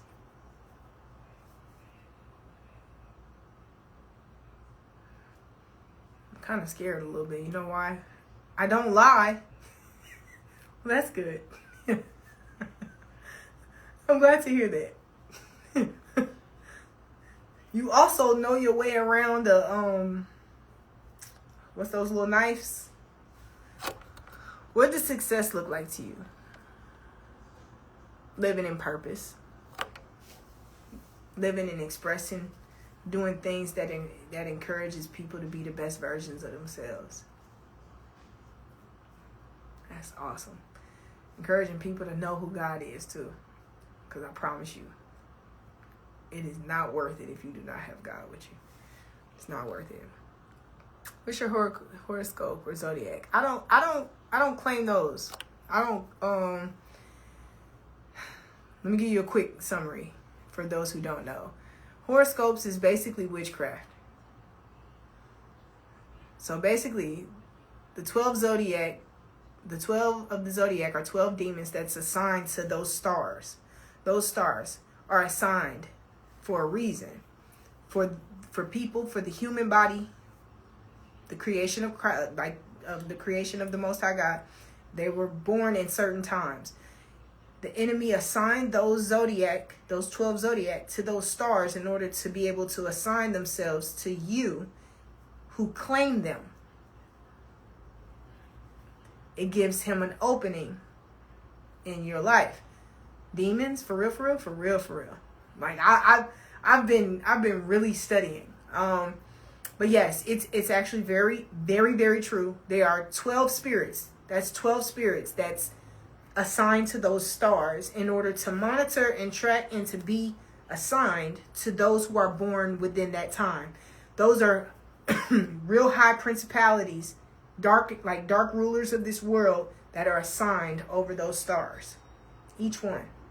And when you claim them, you give them access. You give the enemy access. So every characteristic that you think that you have as that's actually a spiritual opening for certain things. So then you allow that access. So I renounced all of that. I don't even think thoughts like that anymore. It took me a while after deliverance. It took me a while. All this time I thought zodiacs were man-made. No, it's very spiritual. And it's a tool. It's a tool that Satan uses. He gave the tool to man to use for man to be able to control and be able to alter certain characteristics of people. The reason why it's true is because people start to claim those things about it. And it also seems to be a lot true, because those particular spirits in that time, like in those specific time frames, know that people of that time, that's born in that time, or that's born of that, they actually know these things through monitoring, knowing how the human works over all these years. Now, this is since beginning of human life, right? So they've been assigned to these stars to study and track and keep a hold of you. I stopped reading them too. Good. I would, if I was y'all really, and it's actually a gateway. It's a gateway into dark spirituality. And a lot of people don't really know that. Like, you are got to do a skit with you. Yes, that would be cool. Do you believe in horoscope? No, I don't claim any of it. And I wouldn't say that I don't believe it. I don't agree with it. When you're in agreement with the enemy, he can have a foothold in your life. That means he can break your finances, he can break your relationships, he can break your destiny, he can break your purpose. See, when you, and I'm gonna give you a great example. When you claim that spirit, it gives them access to be able to monitor you. So then other things can pick up on the way you move, how you go about in life. It'll be able to send you counterfeit people that can cause you issues and problems. Then if you make a decision out of lust to have sex, then you consummate you go into agreement with the whole entire sexual, ritualistic fornication covenant. That's a covenant that you do. When you have sex with people out of wedlock, when you're having sex with people who are not married, that's a covenant that you're making. And every time you do it, your spiritually, your fluids and everything that you've done is kept. It's kept in a certain it's like a filing of a court. It's like a court filing in the dark courts. So basically, when you do that, when you keep, like, it's basically a spiritual, it's a soul tie, but it's also a spiritual covenant. And that covenant is in contract. And that contract, when it's not in the will of God, and in the will of God, it would be to be married. Right? So if you're not married and you're having sex out of it, then that also gives more leeway to the enemy. A lot of times people don't really realize this. Like, when you're fornicating and you haven't stopped and you haven't renounced it and gotten deliverance from the lust spirit, now you start to experience certain things in your life that you're not understanding. Right? So you don't understand why every time you date a person, you specifically date this type of person. You always run into this type of person. That spiritual contract was set. So now you get counterfeits sent to keep you in distraction till you learn the lesson. If you turn it down, if you stop fornicating, you'll break all covenants. You'll break the covenant, but you have to renounce it as well too. You have to renounce it. You have to completely reject it. And you have to turn away from it. It's so much to it. He said, "You smell so good." Thank you. How do you know? But yeah, you have to completely turn away from it. So then it no longer has, you talking about Gemini, tell you that. Well, that's on you. That's on you. I mean, again, that's on you. If you're struggling with poverty, if you struggle with trying to get ahead and you notice that your life is really hard, that Gemini till you die is being able to keep you in those sin cycles. So if you want to claim that till you die, that's on you. That's on you. That's on you. I noticed that a lot of times people struggle from poverty, or they struggle from financial. If you ever notice that financially you can't get ahead, like, or you can't seem to get money, and especially if you are getting money but you're not getting it honestly, you can't seem to keep money, it's always gone. 9 times out of 10, that's because there's covenant with something of the kingdom, and you're halfway in and halfway out. So a lot of times, if you're not, like, God gives you grace, but when you aren't in alignment with the Most High, you basically in cycle and in agreement with the enemy. So God is giving you grace to figure this stuff out. I don't struggle. Cool. Well, then maybe you in the wrong. Maybe you in the covenant. Maybe that's a covenant that you have with that spirit. But that's on you. God gave you the right to choose. You choose. You just made the wrong choice. That's it. That you just have to find that out in your time.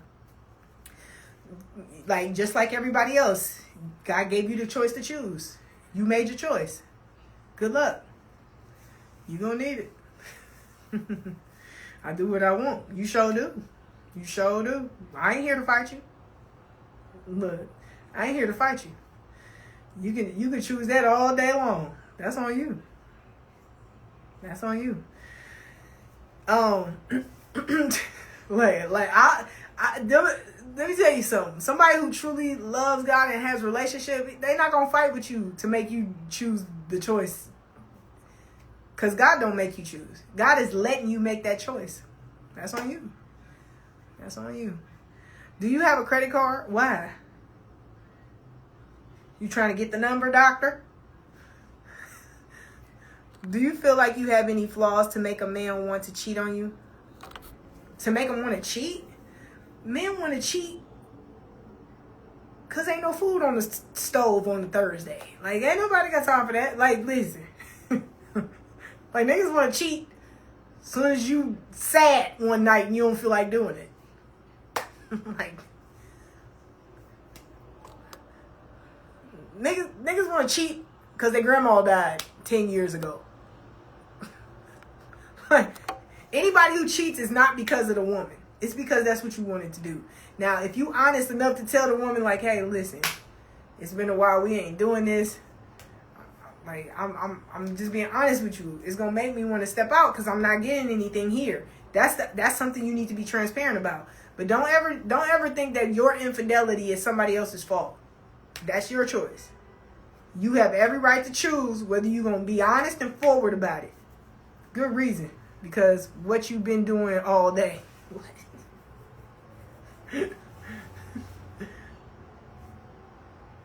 Yo, what's up? What's up?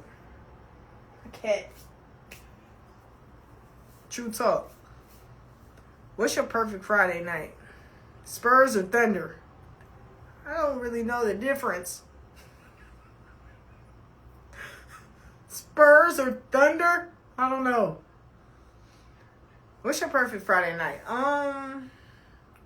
Perfect Friday night. A perfect Friday night is completing an amazing show. Just came off of a performance. The performance went amazing. The crowd was dope. I'm sweaty. I'm excited. I'm getting all the hugs and the love after.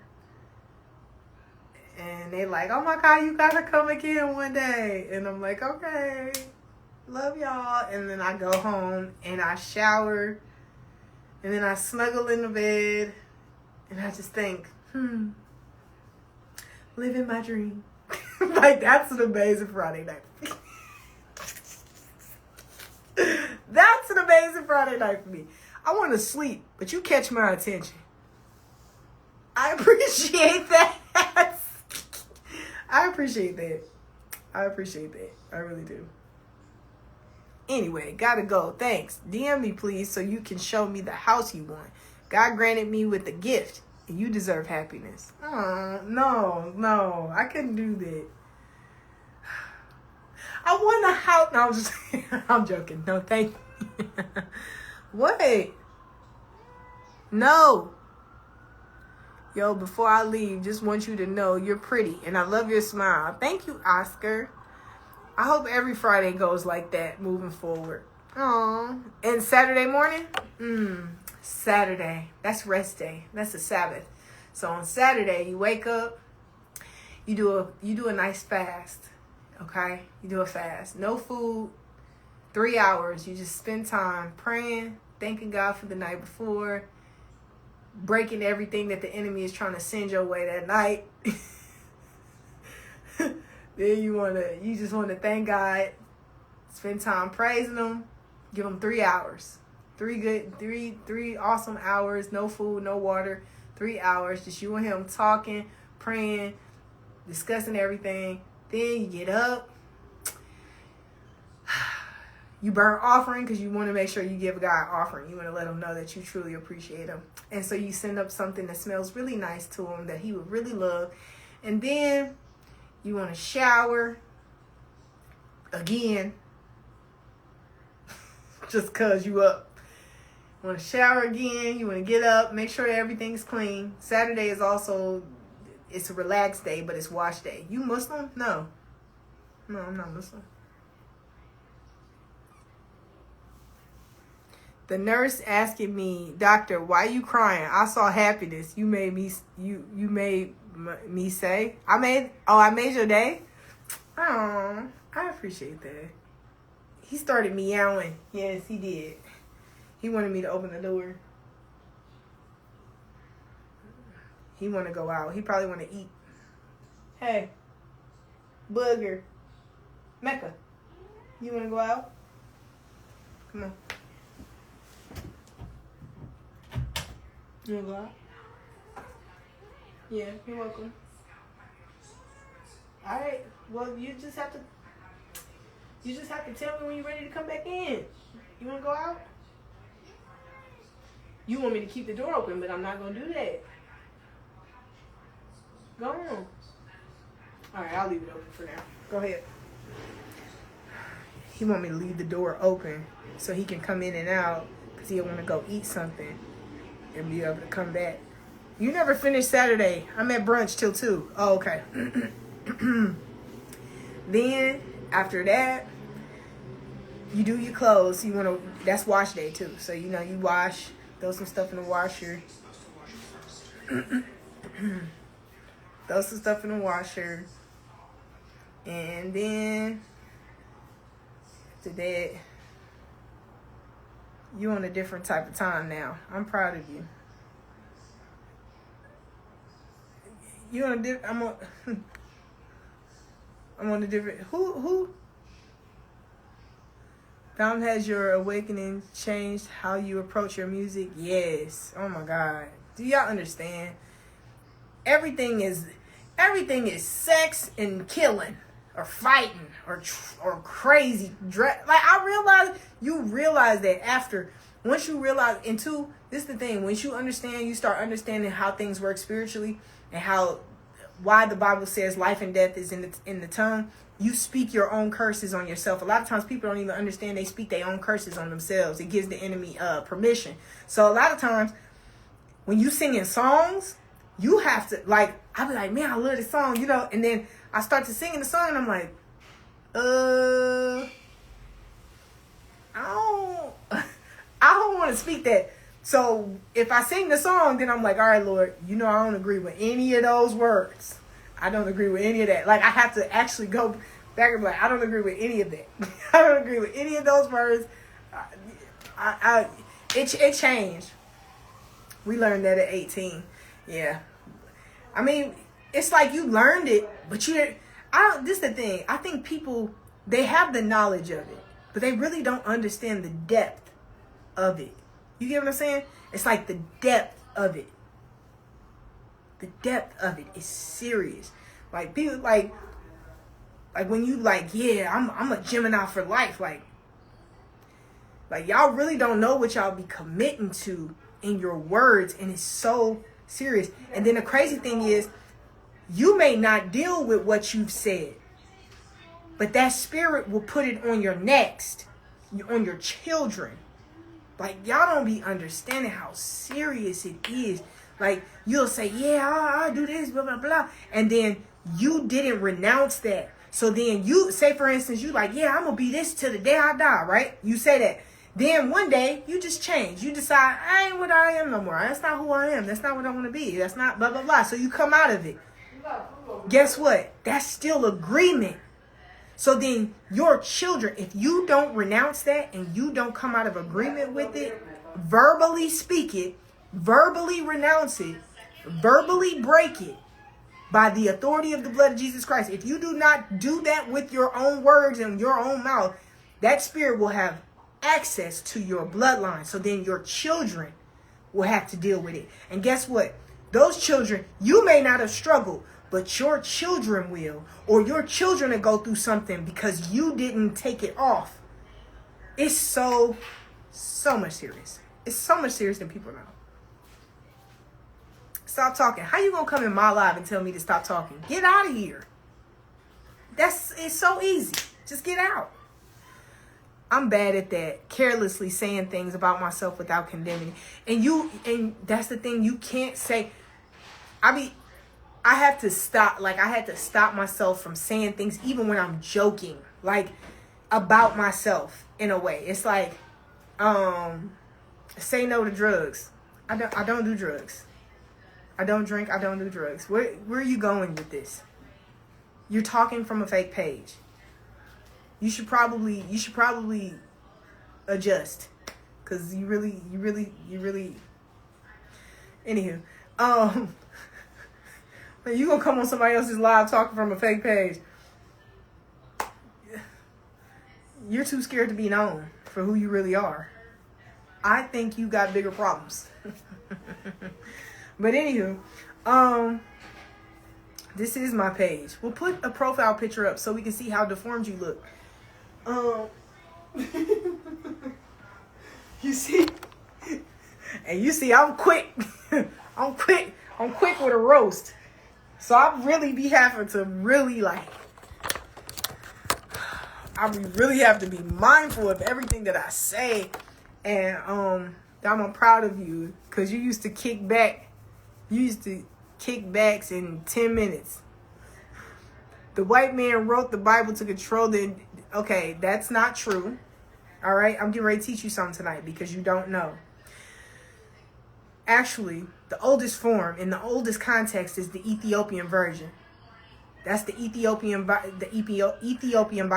That is the oldest version. It is in some of the text, the original scrolls and texts are in Hebrew, Latin, Greek, and some Aramaic. There's some of the oldest context. Like, those are some of the oldest scrolls. Okay. So by the time that Europe was even aware of Christianity, it had been completely taken on. Not just taken on, it had been completely in Ethiopia before Europeans ever discovered any of it. And this is something you need to know. And I think that a lot of times people are misinformed about spirituality and where God, like the Most High God, and who Jesus really is. Ethiopia is Africa. From the beginning, it could start off as Judaism because it was from the tribe of Judah. But if you paid attention, that was more Middle Eastern, and it was in Africa. Egypt, Middle Eastern, these are the settings of that Bible. What you are misinformed. You have let somebody tell you something instead of going in and really finding out the true history of that word and of that context. Ethiopia is Africa. Yes, that's what I said. It is in Africa. So what you don't understand is that Black people have always known who God was, known who Jesus was. That is not a white man's religion. They had taken on the religion, and then they altered and they took out Bibles and took out books of the Bible in order to accommodate their systemic supremacy. There's a difference. Just so you know. Please DM me, but I got to go. So I think you need to really understand. Christianity was never a white man's religion. Never. It was never a white man's religion. White men adopted the religion later, after that had already been completely existing. Already been completely. Do you like Ethiopian food and eating with your hands? I've never done it, actually. I've never had Ethiopian food. Ethiopia has the original Bible and the oldest temple. Yep. And again, I think it's so unfortunate that you have been misinformed and you think that Christianity is a white religion. And again, I think people need to know that that's another trick from the enemy in order for people who were originally in covenant with the Most High God, who their God is. The enemy personally made sure he wanted to lie and give you that impression to make you think that your God is not your God. The same way you think a white man gave you or created Christianity is the same way Christopher Columbus discovered America.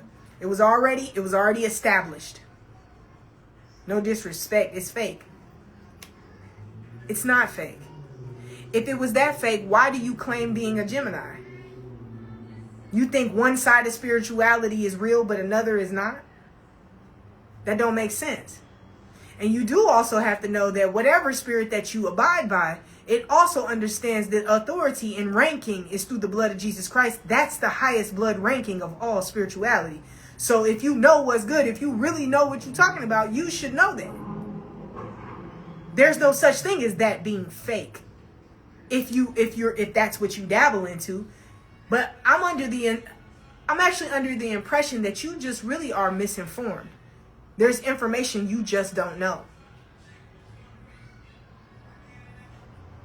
People like to say, oh, it was indoctrinated, it was fake, it was this, it was that. No, it wasn't.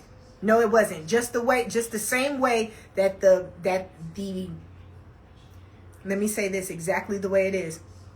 Just the same way that the priests and the Pharisees that was Christian back in the time when they pushed Jesus off into crucifixion onto Rome, because Jews didn't do death.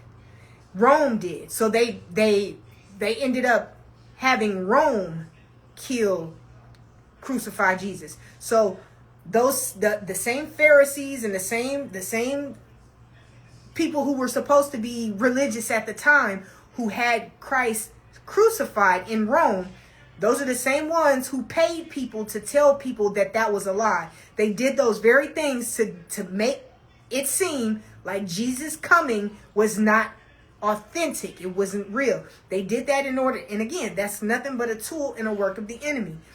A lot of that was done so that people don't know the authority of their blood ranking through Jesus Christ. They don't know that.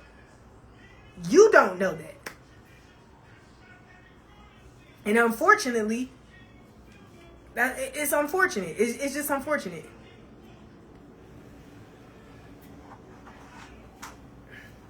And what I think is so unfortunate for you, you want to not believe it. And that honestly is a spirit. That's a spirit that wants you to feel that way so that you don't understand your purpose and your authority through the blood of Jesus Christ. That's just how it is. That's how the enemy works. And it's up to you if you're going to let them use you or not. Misuse you. Because to think that it's not real, at this point, you got real celebrities coming out telling you that these people are complete in relation and covenant with these demonic and dark spirits, and you think that God is not real? I just don't understand what people are putting together. People putting like 5 and 5 together. Adam and Eve, not Adam and Steve. Listen, don't start. Don't start. What is your sign? I don't claim signs. I told you that. I don't participate in any of that. I am not in agreement with any of that.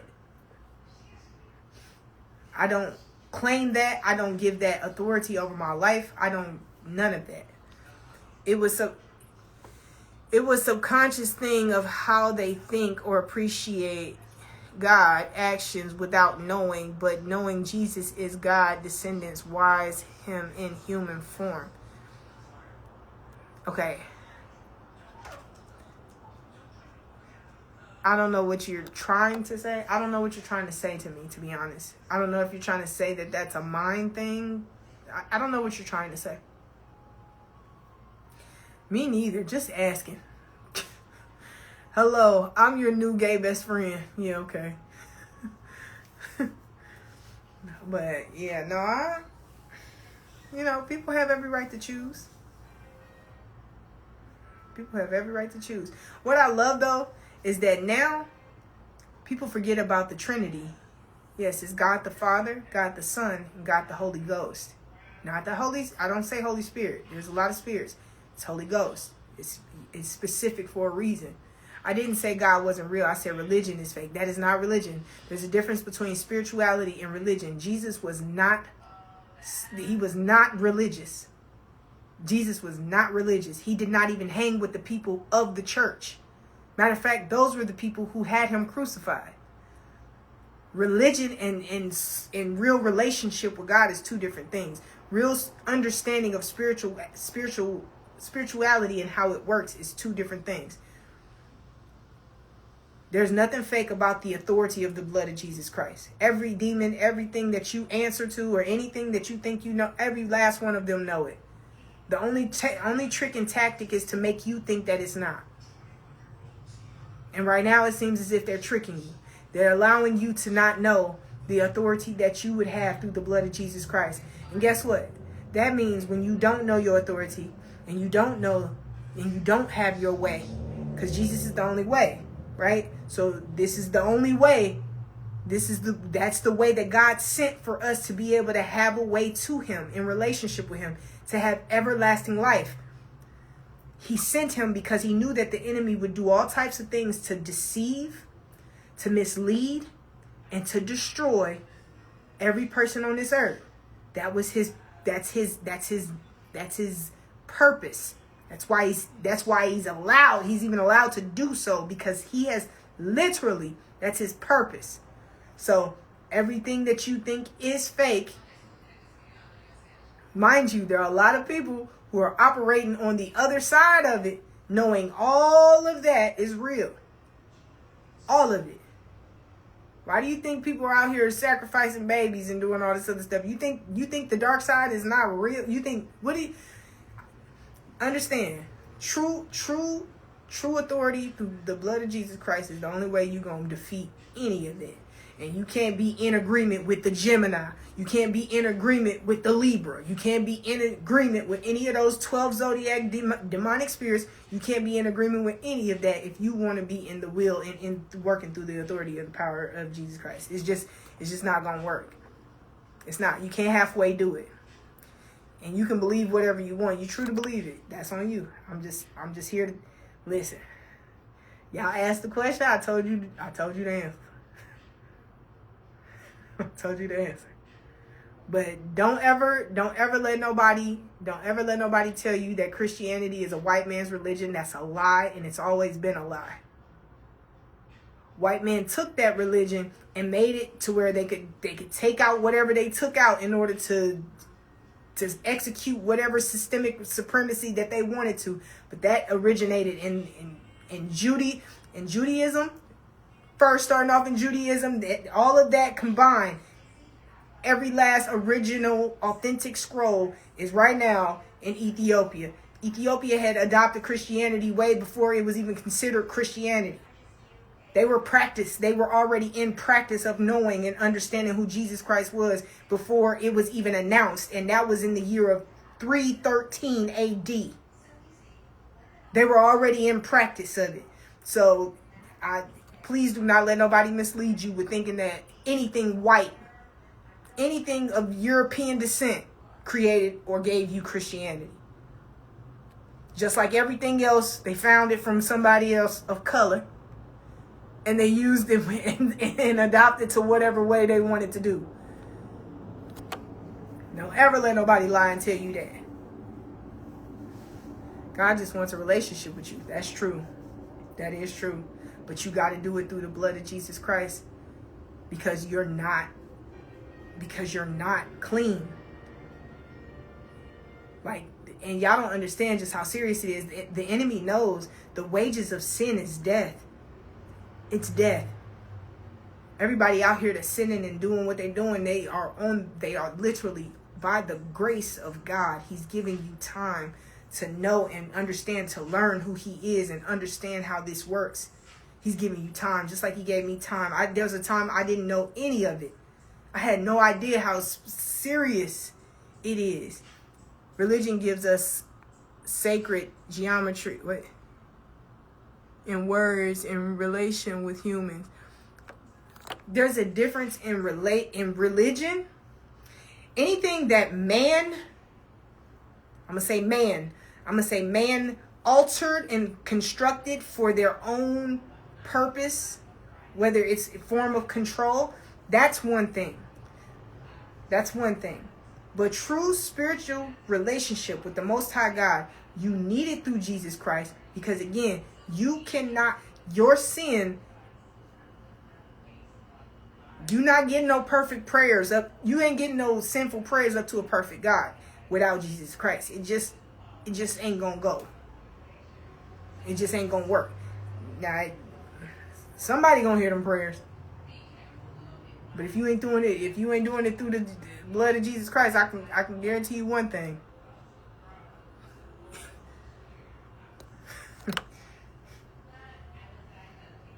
It ain't going to who you think it's going to. I'm going to call you Miss Dom, because you teaching, baby. I appreciate that. I really appreciate that. But I learned this stuff because I wanted to know who God really was. It's one thing to be like, yeah, I love God, I got a relationship, and you pray every now and then, and you might pray over your food, but nah. Like really going in to find out, and then once the Holy Ghost comes and he starts to help you, because again, that's your GPS right there. That's basically your truth. He leads you to truth. Once you understand and once you find, it's nothing like it. Nothing like it. I promise you that. Nothing like it. You know how they kids say, Miss Dom.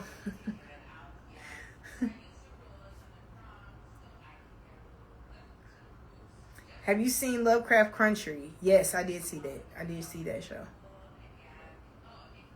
I have seen that. It's funny. Certain things now I feel like I've seen, but I probably should rewatch, because spiritually I would understand something in another way. He wants to know, would you like to see a girl's heart that was destroyed by her own dad? She's 10 years old. Hold on. 10 years old. This man always cries when he has to do endocrine surgery. Give him a chance, please. He deserves happiness. Jesus and Yeshua are two different people. Actually,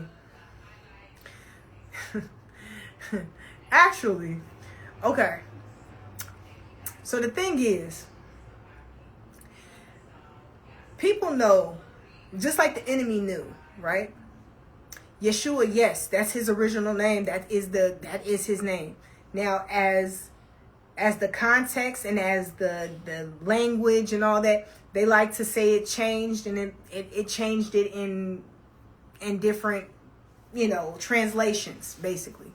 But again, when I speak of Jesus, and I know when I'm speaking of Yeshua or Jesus or Yahusha, if you would like to even be more specific, Yahusha, Yeshua, I know exactly who I'm speaking of, and I know exactly who I'm talking to. And God knows exactly who I'm talking to. See, the thing is that you like to say that, but then say you don't believe. Which one is it? You thought Christianity came from a white man. You thought wrong. When you are discussing who someone is, you know exactly who you're referring to. People say they believe in God all day long. But God who? So the same way people know, and just as well as the enemy wanted to misconstrue the name or do whatever, The same way he's trying to misconstrue the name of Jesus and Yeshua. When you speak of Jesus, you know who they are referring to. God knows who you are referring to. Regardless of what's being trying to be misled or trying to be misinterpreted. God knows exactly who you're referring to. Whether you say Emmanuel, whether you say Yeshua, whether you say the blood of the Lamb, whether you say Jesus, whether you say any of them, he knows exactly who you're referring to. And so does every demonic spirit in that realm. Every last one of them.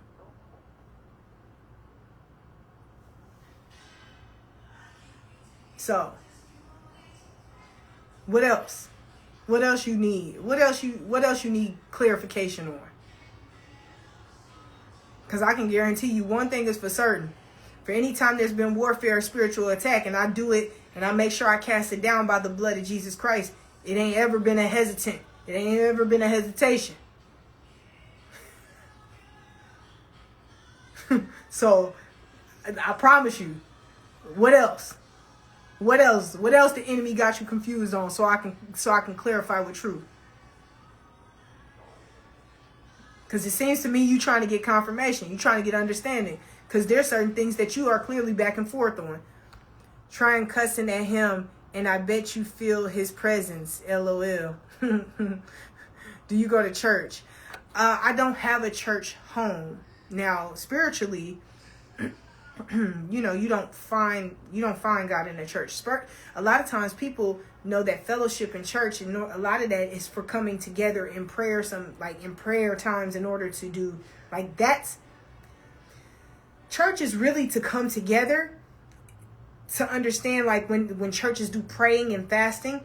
The more people who come together in prayer and fasting, it defeats and destroys a lot of more room or a lot more covenants in the kingdom of darkness. So a lot of times churches are great for coming together in fasting and in praying, because with the more people that come together, it gets a stronger it's a stronger impact. Like one person praying and fasting is very powerful, but a lot of times, though you have the authority over the principalities, when people come together, they move more. Like if you know that principalities are over certain, there are spirits that are over certain regions. If you pay attention, say for instance, the state of LA, there's certain parts of the city of LA, Hollywood, and if you ever pay attention, there's certain regions that are particularly a certain way. That's that particular spirit over that region. Also for LA, there's a principality of gang member type of spirit. That's a spirit to make people kill each other, right? And it's a spirit that resides in this region. That's a principality. That's something that rules over specific areas and regions. And churches are very important to come together in prayer and fasting to break those things. That's what breaks those. Doing big prayers and fasting as a unit to break things that are regional. That's why church is so important. It's to do regional work spiritually. Just so y'all know. When you go to church, I think a lot of times people get caught up in being led by preachers in the word. And don't get me wrong, the word and they're supposed to feed you spiritually, but that's to come together in fellowship. You're supposed to come together in order to destroy and to destroy covenants, things that are operating in those regions that are keeping the people in turmoil. Just so you know. So yeah. But yeah, I don't have a church home at the moment. Mine is strictly relationship. Home. I give God time at my home. That's really what it is.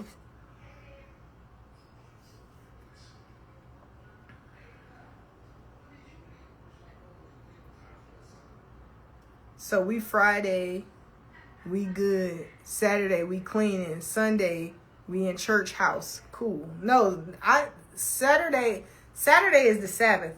Sunday is not the Sabbath. So Saturday is my time where I take off. You know, I don't too much do much of anything. I'll, wash and relax that day.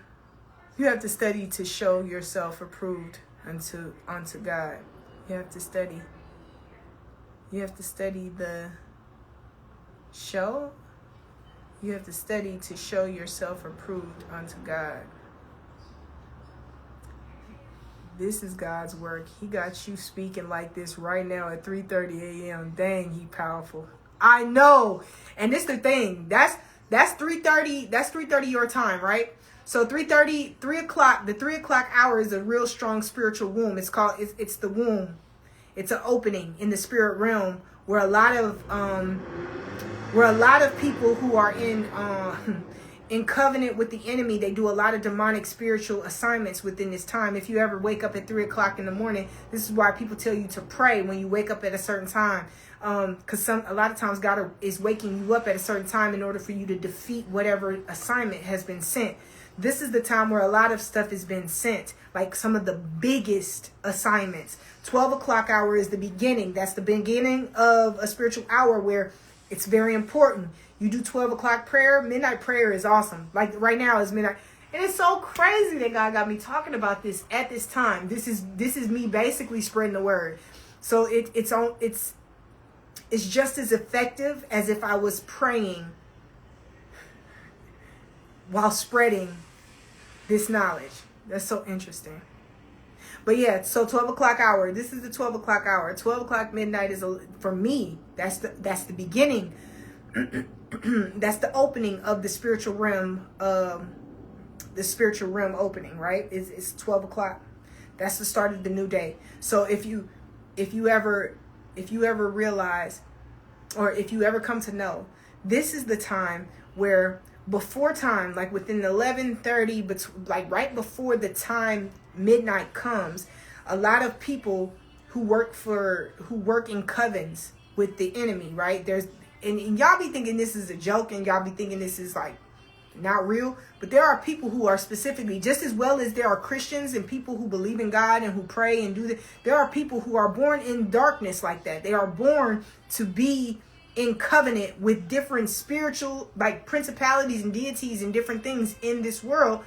They are born in those covenants, and who are operating out of those covenants, who are sending out, that go in and they do certain spiritual, like they fast, they do dark rituals and dark things in order to send out assignments against people of God. They are specifically trained to do so. So at this time, this would be the beginning of the time, but right before the 12 o'clock hour, a lot of times the monitoring spirits are sent out first. Monitoring spirits are sent out in order to track a lot of the things. Now, mind you, there are monitoring spirits that are assigned to your bloodline as well. There are some that are assigned to your household, your bloodline.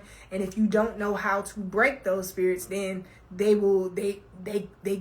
retain the information and they take it back to the coven, so that coven knows how to operate in keeping every contract that you have made with the enemy in full agreement to keep it, going.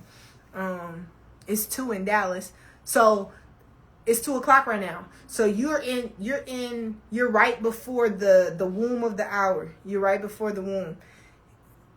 But in between these times, like from 12 to 3, this is that time where, where things is moving. But then they send some of their biggest assignments at 3 in the morning. So you got a reason why 3 o'clock is so important spiritually. It's very important, especially if you're up and you're, pray at that time. It's 3 in DC. Yep. So you're in the womb hour. That's the time where normally if you pray in the midnight hour, if you pray for midnight, blocking all assignments of the enemy, then you're pretty safe throughout. But that's if you are out of alignment. You are out of alignment with the enemy and in alignment with God. So, if that makes sense. Does that make sense? 325 in West Philadelphia. West Philadelphia, born and raised. You're so beautiful, let alone funny. LOL. Thank you. I appreciate that. I appreciate that. But a lot of times, there's other hours. So it's the 12 o'clock hour, 12 midnight, 3 a.m., 6 a.m., 4 is serious too. 4 is another time. But 3 and then 12 noon and then 3 o'clock. 3 o'clock in the afternoon. 3 o'clock in the afternoon is the blood of Jesus hour. It's one of the most powerful times to pray. It's one of the most powerful times to pray because that was the time, and every spirit realm knows this. This was the time in which Jesus was crucified. So that blood renews at the 3 o'clock hour every single day. Every single day. That 3 o'clock hour, it's a redemption. So when you pray at that time, it's a very powerful time to pray. 9:27 a.m. in South Africa. Ooh. It's 9 a.m. in South Africa. I grew up around everything you can imagine. I'm sure. I couldn't even imagine, to be honest with you. I couldn't imagine. But I understand. I don't know where my life is headed. It depends on what you want to do with it. What you want to do.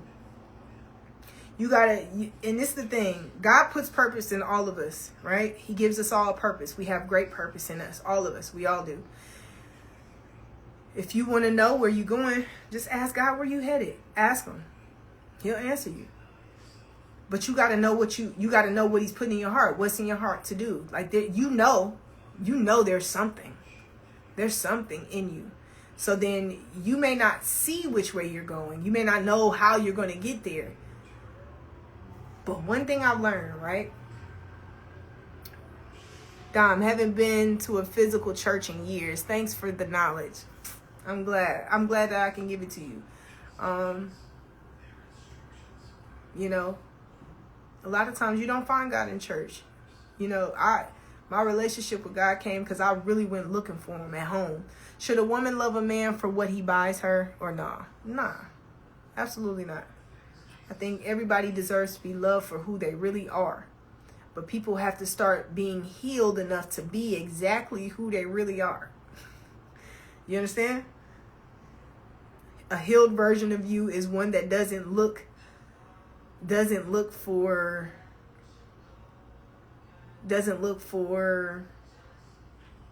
validation in other people. You know exactly who you are to God, who God is to you. You don't understand. I think this is what I learned, right? I didn't know that how much God really loved us. I didn't know. Like I figured, you know, because we're here.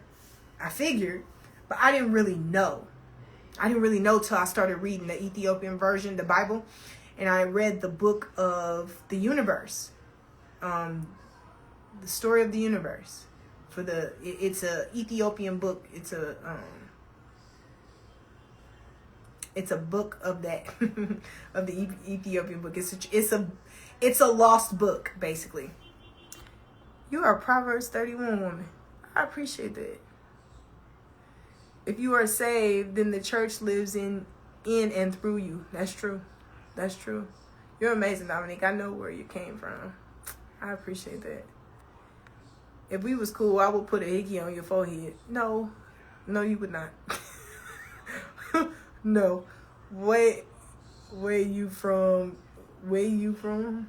He said, where you from? And call me a dummy. You know, I'm gonna tell you where I'm from as soon as you fix the way you said it. Just hit 20%. I'm up. But I was saying something. What was I saying? Dang, I forgot what I was saying. It was serious too. I feel like it was something that I needed to say. Hold on. before I read that,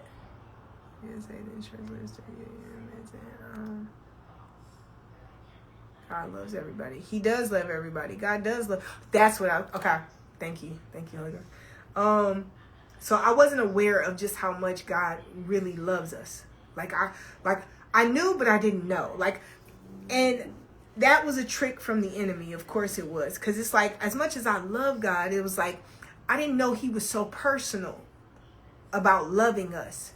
Like, personally, He loves you as an individual. He loves you exactly who you are right now. Sin and all, He loves you. He would love for you to be in alignment in relationship with Him, so that He could really show you just how He loves. How He loves you. It's so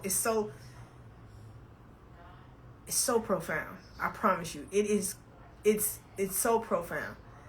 But I did some reading. I was reading the Ethiopian Bible, one of the books. And when I read it, it literally made me cry, because I had no idea. I did not know. Once you understand how much God really loves you, then when you start understanding the word, and when it says you are fearfully and wonderfully made, He made you on purpose. He thought of you. Like, you were thought of. You were thought of. You were specifically thought of as an individual, each and every last one of us. So when I realized how serious He is about us, relationship with God, where the Spirit will speak to you directly, the Holy Ghost. I don't want just any spirit speaking to me. That's why you gotta be specific about that spirit, because there's a spirit that goes around masquerading as light. That's why I don't say Holy Spirit. It's Holy Ghost. You have to be specific, because there's a spirit of the enemy that goes around, and it feels like the spirit. Like, it gives you the impression, because he emulates the spirit of light, and it's a lie. So you have to know, like, you have to be specific. You know what I'm saying? When it comes to the Holy Ghost, keep being in alignment, and I'm going to come find you. I pray you find God. I want you to find God. You don't want to find me. You want to find God. You want to find God for real. In all the way that you want to find Him. You know what I'm saying? Capital, not little spirit. Oh, okay. But yeah, you know, because in the Bible it tells you Holy Ghost. It says the Holy Ghost. And it says the Holy Ghost because of their spirits that emulate the Holy Ghost. You get what I'm saying? Because it's one thing, you know, it's serious. It's serious. That's all I know. What does your tattoo mean on your face? It's not a real tattoo. That's just my little art. That's my artist look. It's a creative expression. My name's James Williams. Hey, James.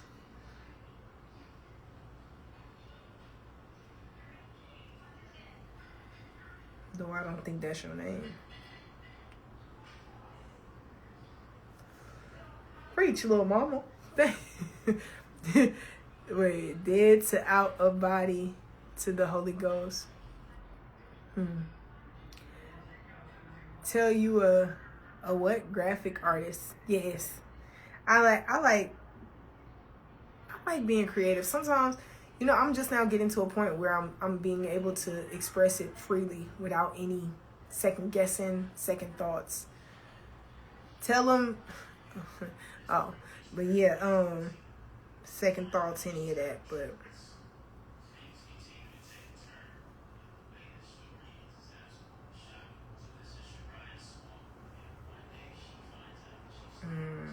But yeah, God works in mysterious ways. He really does. He really does. That fire, I seen someone get an actual scar in the same exact place just for aesthetics. Who did that? Who did that? Because I thought of this. Who did that? I'm interested in what? Thank you. God bless you. Thank you. I appreciate that. I think it's imperative that y'all, at least you know somebody told you. You know what I'm saying? Like, you have every right to choose what way you go. God gave you choice. He gave that to you. Ain't that something? You really gotta love something to create it and then know that it won't choose you. But you create it anyway. Just to give it a chance to. Like, God is really, like, he's really a great God. Like, y'all don't understand. He's really great. What's good with you? Nothing much. That's fire, though, right? It is fire. Yes, it's fire. That's why I do it. Yes, actually. You single by choice, or it's hard because people just assume you pretty and have a man? That's a good question. No, it's really by choice. It's really by choice. I really, like, I don't even know if anybody could really, I don't know if any man is really, like,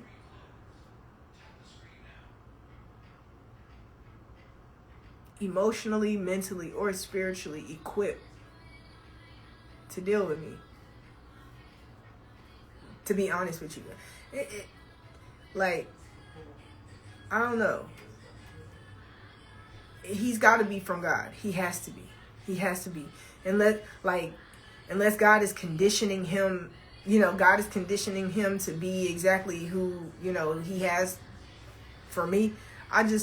He's got to come from God. Because if I'm just dating somebody, half people can't even control, half the people can't even control the way they eat, let alone who they having sexual intercourse with. And like, it's just a mess. It's a mess. So you saying a man can't pull you is wild. I'm not saying they can't pull me. I'm just saying I don't think that it's not the pulling. It's the actually, because again, it take me a minute to actually like a person, first of all, because I don't know you. You know what I'm saying? So it take me a minute to like you, and then once I make my mind up, it's like, okay, cool. But I realize, like, people who mesh with me I think sometimes they just pretending to. I don't even think they really, like, fully, completely understand me for real. You know what I'm saying? That's me just being honest. I don't think they really understand me. I think they just, they're like, yeah. Like, I give them I realize when I'm dealing with people, I understand that people only get a certain depth of who I am. It's not many times that I'm able to be completely who I am and who I believe with a person, because they really don't go that far. Like, I realized when I was in a relationship, I remember asking God, like, do you even care about the type of person that you are? Do you ever think about it? Like, that even cross your mind? And I realized, he said to me, I never thought about that. And I'm thinking to myself, like, how you go a whole life without, like, not thinking, like, about, like, your thoughts and who you are and what you, like, what type of person you really are. Like, it's just certain things that I feel like mentally, emotionally, spiritually, he gotta be really different. He gotta be really different, and not different in the way that he can pretend. It's gotta be real different, because if he's not for real, you sound like a Gemini. No, I don't. No, I do not. How I love my wife. She just keep asking me for a bug. BBC, what should I do? Listen, that ain't got nothing to do with me. Can I have a mite with you? A mite? No. He said, is that what you meant, like a chance? This nigga said, can I have a mite with you? What you're saying is that person didn't do enough self-reflection. Yeah, but this is the thing. A lot of people don't do that. Like, I realize, like, he's not the only person. Like, he's not the only man. Like, a lot of y'all don't think about, like who am I as a person? Like, what, the things that I'm doing, like, my actions, what does that say about me? Okay, I see the way people think. I want people to feel a way about me, but who am I? What do I really like? What do I really enjoy? Like, I don't think people really give thought to a lot of stuff. You know what I'm saying? So I don't think that, and this is the reason why I realize too that men think they want so many women, because they don't even give anything real thought. Like, you're not even giving something complete thought, like with who you are. Like, you like, this is the thing that I realize with a lot of men. They know they want many women, and it's only because of the spirit of lust. Like, that's what they do know. And then the very thing that they do know that they don't want to control, lust, they don't want to control it. They want to be able to, they want to just be able to do it every time they feel it. So then it's like, the only thing that they can think about is, well, that's got to be natural.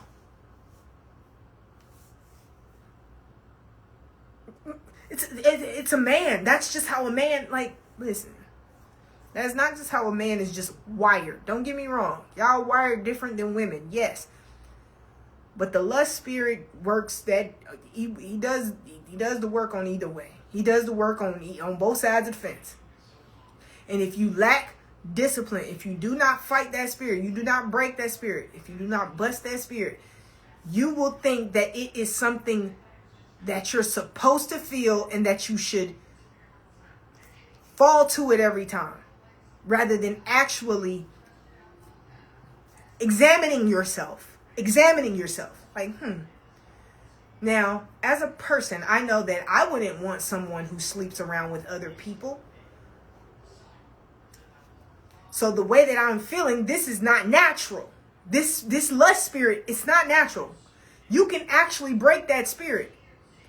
But when you keep falling into it and you keep doing, every time you let that spirit lead you into fall into it, it starts to feel like that's how it's supposed to go. So then it's harder to even break, because you've gone and fallen into what it's telling you. It's like doing drugs. It's like if you're on crack, right? Say, for instance, you like, ooh, I'm going to try crack. And you try crack. And that first time you try crack, you like, ooh, I got to feel that again. So you keep thinking you need to feel that again. So you keep falling into it and keep falling into it. Eventually, crack destroys your life. And so does lust. So you've been cheated on. I'm sure that nigga did cheat, but that's not the point. It's not even the point. It's beyond cheated on. You know what I'm saying? At this point, it's spiritual. It's beyond cheated on, because now spiritually, you're bankrupt. You're literally, morally, and spiritually, sexually, you're bankrupt, because you have no control. You fall to everything. Like, just because you have a taste to eat a donut or to eat donuts every day, every single day, because you like the way it tastes, don't mean that you're supposed to eat it every single day, every day, the way you want to eat it. Do you understand what I'm saying? It's like, men think because you desire it so much that it's only natural to do it every time. Nigga, if that's the case, when you want to eat daggone candy bars or ice cream, you know you can't eat that every single day, all the time, for lunch, breakfast, and dinner. You know you can't do that. You need some real nutrients. You need discipline. It's the same thing. Men just think that because they enjoy it, they're supposed to give into it. And it don't make them fat, but it does cause health issues. You can't get sexually transmitted diseases. You can't die. But that's not enough for them to think that maybe this is something that requires discipline. I read a woman can only unconditionally love her kids and her dog, and she can only love a man with a condition. What are your thoughts? I think that men think that unconditional means not. This is the thing. Any healthy, real adult relationship is going to have conditions because you need boundaries. People aren't supposed to treat you just any kind of way and then say that's love unconditional. No, there are boundaries. God even has boundaries for you. You are not to be mistreated and to love somebody and stay in it because you want somebody to tolerate being mistreated. That is not the way that works. A adult, healthy-minded and emotionally healthy, expecting somebody to love them regardless of how they treat you like trash is plain selfishness. You, for one, would not tolerate being treated just any kind of way. You have conditions. That's called boundaries. It's called respect. Stop thinking that people are supposed to love you regardless of how you treat them. That is not the way that works. Even God will let you over to a reprobate mind if you are not in alignment. And if you just doing anything. Even God loves you and created you. He gave you all form of choice, but he is not going to let you just love him in and out. You can't in and out love with God. You can't halfway do it. There are conditions because true love comes with a certain boundary. True love is understanding respect. It's understanding morals. It's understanding loyalty. It's understanding commitment. That's what it is. Stop expecting. I think that every man that says that out of their mouth are immature boys that want women to be their mothers, but don't tell them what to do. That's what I think. I think you're a child who has been stuck in a mental and emotional phase of maybe an adolescent to expect someone to tolerate being mistreated and stay there.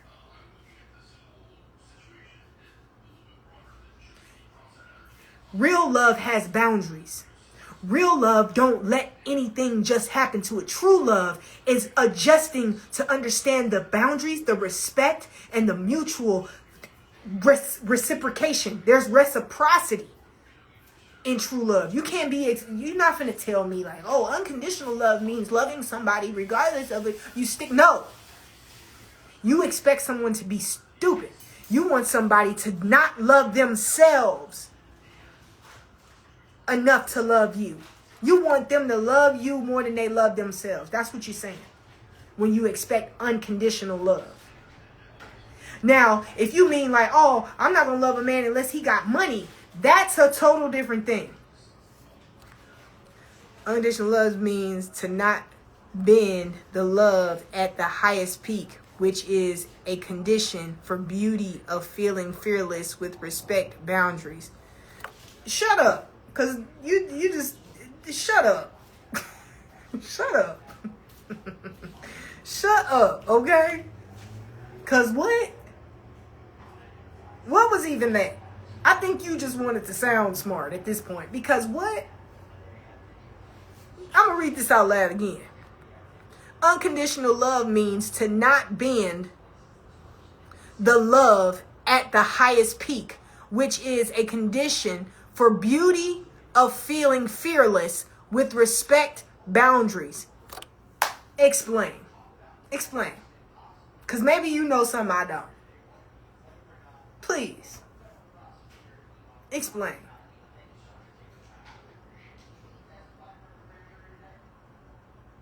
He said, I didn't understand what he said either. I'm going to read it one more time just so we can. I just want to make sure. Unconditional love means to not bend the love at the highest peak, which is a condition for beauty of feeling fearless with respect boundaries. I don't even think you understand what you said. He said at this point, just type it. Yes. At this point, you're just saying anything to come to mind. Bless your heart. And that's fine. People do it all the time. Some people just want to be heard. Okay? Listen. But listen, if you want to be heard, make sure you saying something for real. If you want to be heard, make sure you know something for real. I lost a few IQ points every time I read it. Every time you read it. No, seriously. I just want some Dom. Listen. So that's what I think. I think people, men never get loved unconditionally. Yes, you do, by your mama. And even then, you're not finna beat your mama up and she just gonna keep letting you stay in her house. Stop thinking true love has conditions, because there are boundaries in it and there's respect. When I love you, I don't want to harm you. When I love you, I don't want to do you no harm. So what you don't like, I respect it. I won't cross these lines with you. Matter of fact, because I love you, I don't feel the need to do those things. That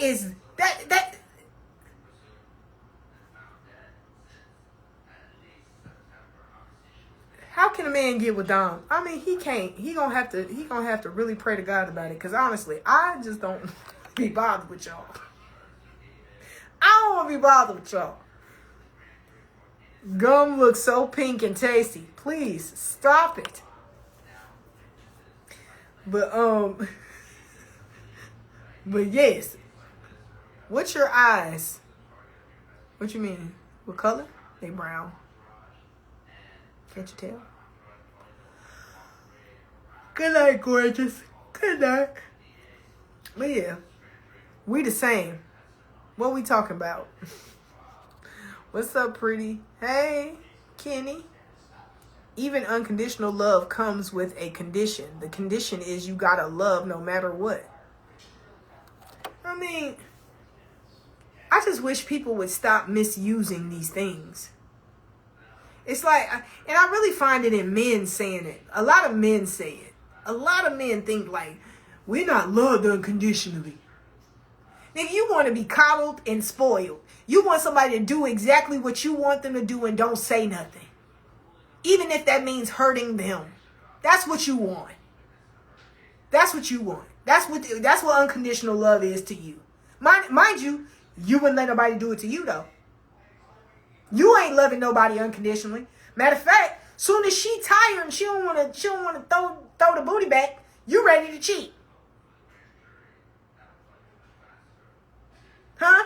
Soon as you feel sad, you ready to cheat. Your grandma passed away 10 years ago. You ready to cheat. I truly believe this. Look, it's all about treating people the way you want to be treated. I don't understand why it's so hard for people to understand this concept, but I tend to like to use this metaphorically for men to completely understand or be able to empathize. And I hate that I have to do it. I hate that I have to use other conditions that would mean something to them in order for them to understand what it is like when it's being done to people that rely on them. Right? So I love to use this saying for black men, because I notice that black men tend to disregard, like when they're disregarding a woman's emotions or feelings and they feel like women should be this or they should be that. I think to myself, now, when this country considered us slaves and you were treated as property and they could treat you any kind of way because you relied on them financially, you were their property, so they could treat you any kind of way. You didn't like that. You didn't like the thought of being mistreated as a slave or being tortured or being, disregarded, your feelings, your worth, your value. You didn't like the thought of being treated like nothing as a black man. But then when you think about it with women and you think you really have the same concept as a white slave master does toward women. As a white slave master's mindset he has toward you as a black man, y'all have that same, it's similar to the same mindset that you have toward women. You don't want to be mistreated as a black man or as a man, period. but you feel the need to feel as if you're important enough to do this to someone else. Is it weird that we jack off to you? Yeah, I think it's really weird. Because what if I'm not even speaking about anything that would give you that impression? Like, why? We're talking about the word black women top tier.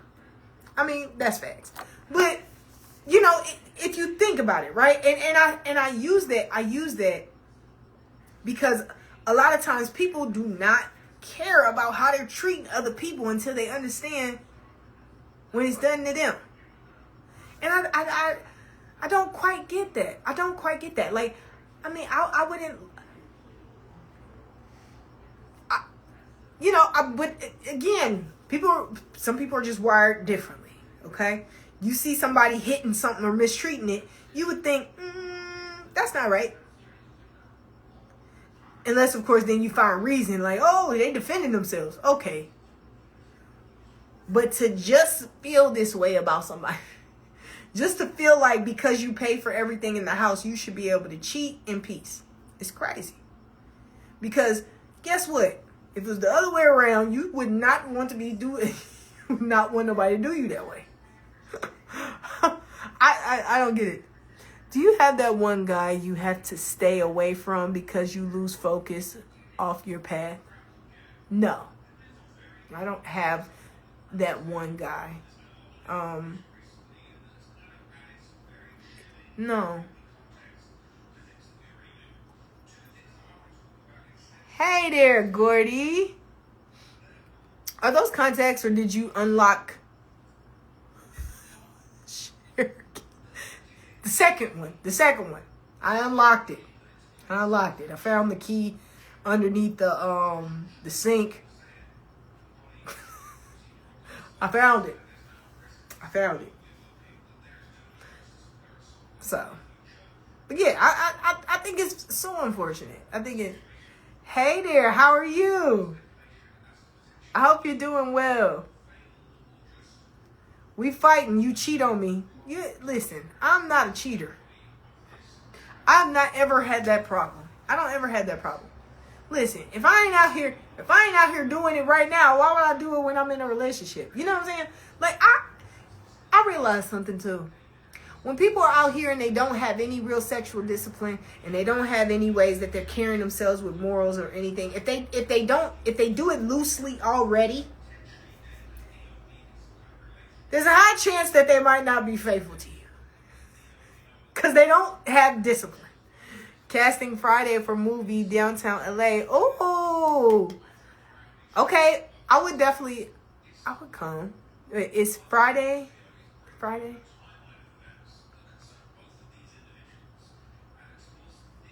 Dang, I thought everyone had that one person they will double back for.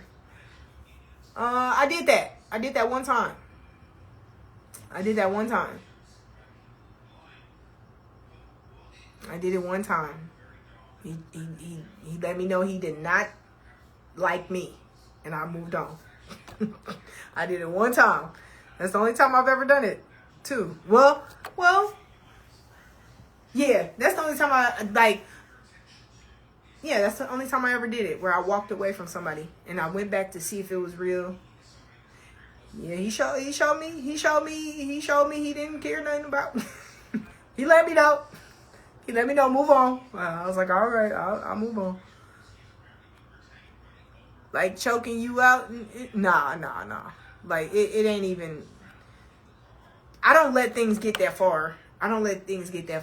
Once he started treating me away emotionally, and he wasn't, the man that I loved. He wasn't the man that I fell in love with. When I knew and he was talking to me away and treating me away, I was like, all right, cool.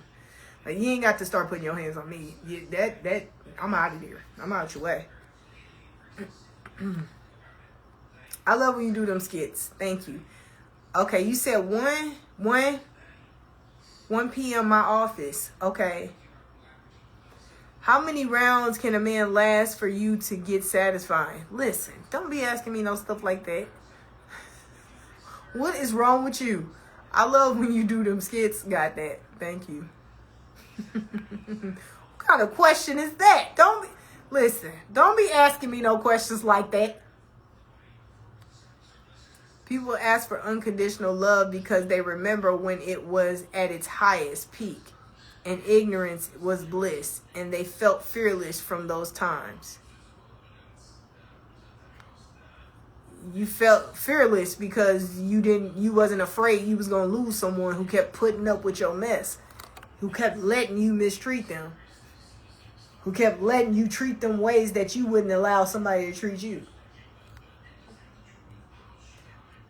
Unconditional love is an excuse for a person to say, like, love me more than you love yourself, basically. So you leave before it's physical. Once I start hitting you, I'm leaving. Once I want to hit you, I'm leaving. Cause cause if a man, I don't give a man a reason to want to hit me unless I hit him.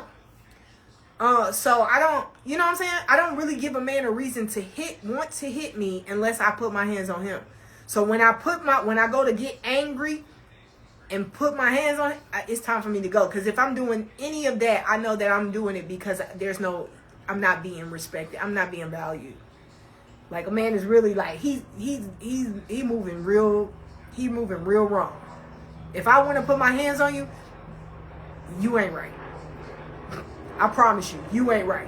So I know to go. Because you going to want to beat me up. Because I'm going to really want to fight you. Because here I am loving you fully and you up here playing. So instead of getting mad to want to hit you and put my hands on you, I'm going to get up out of here. I'm going to get up out of here.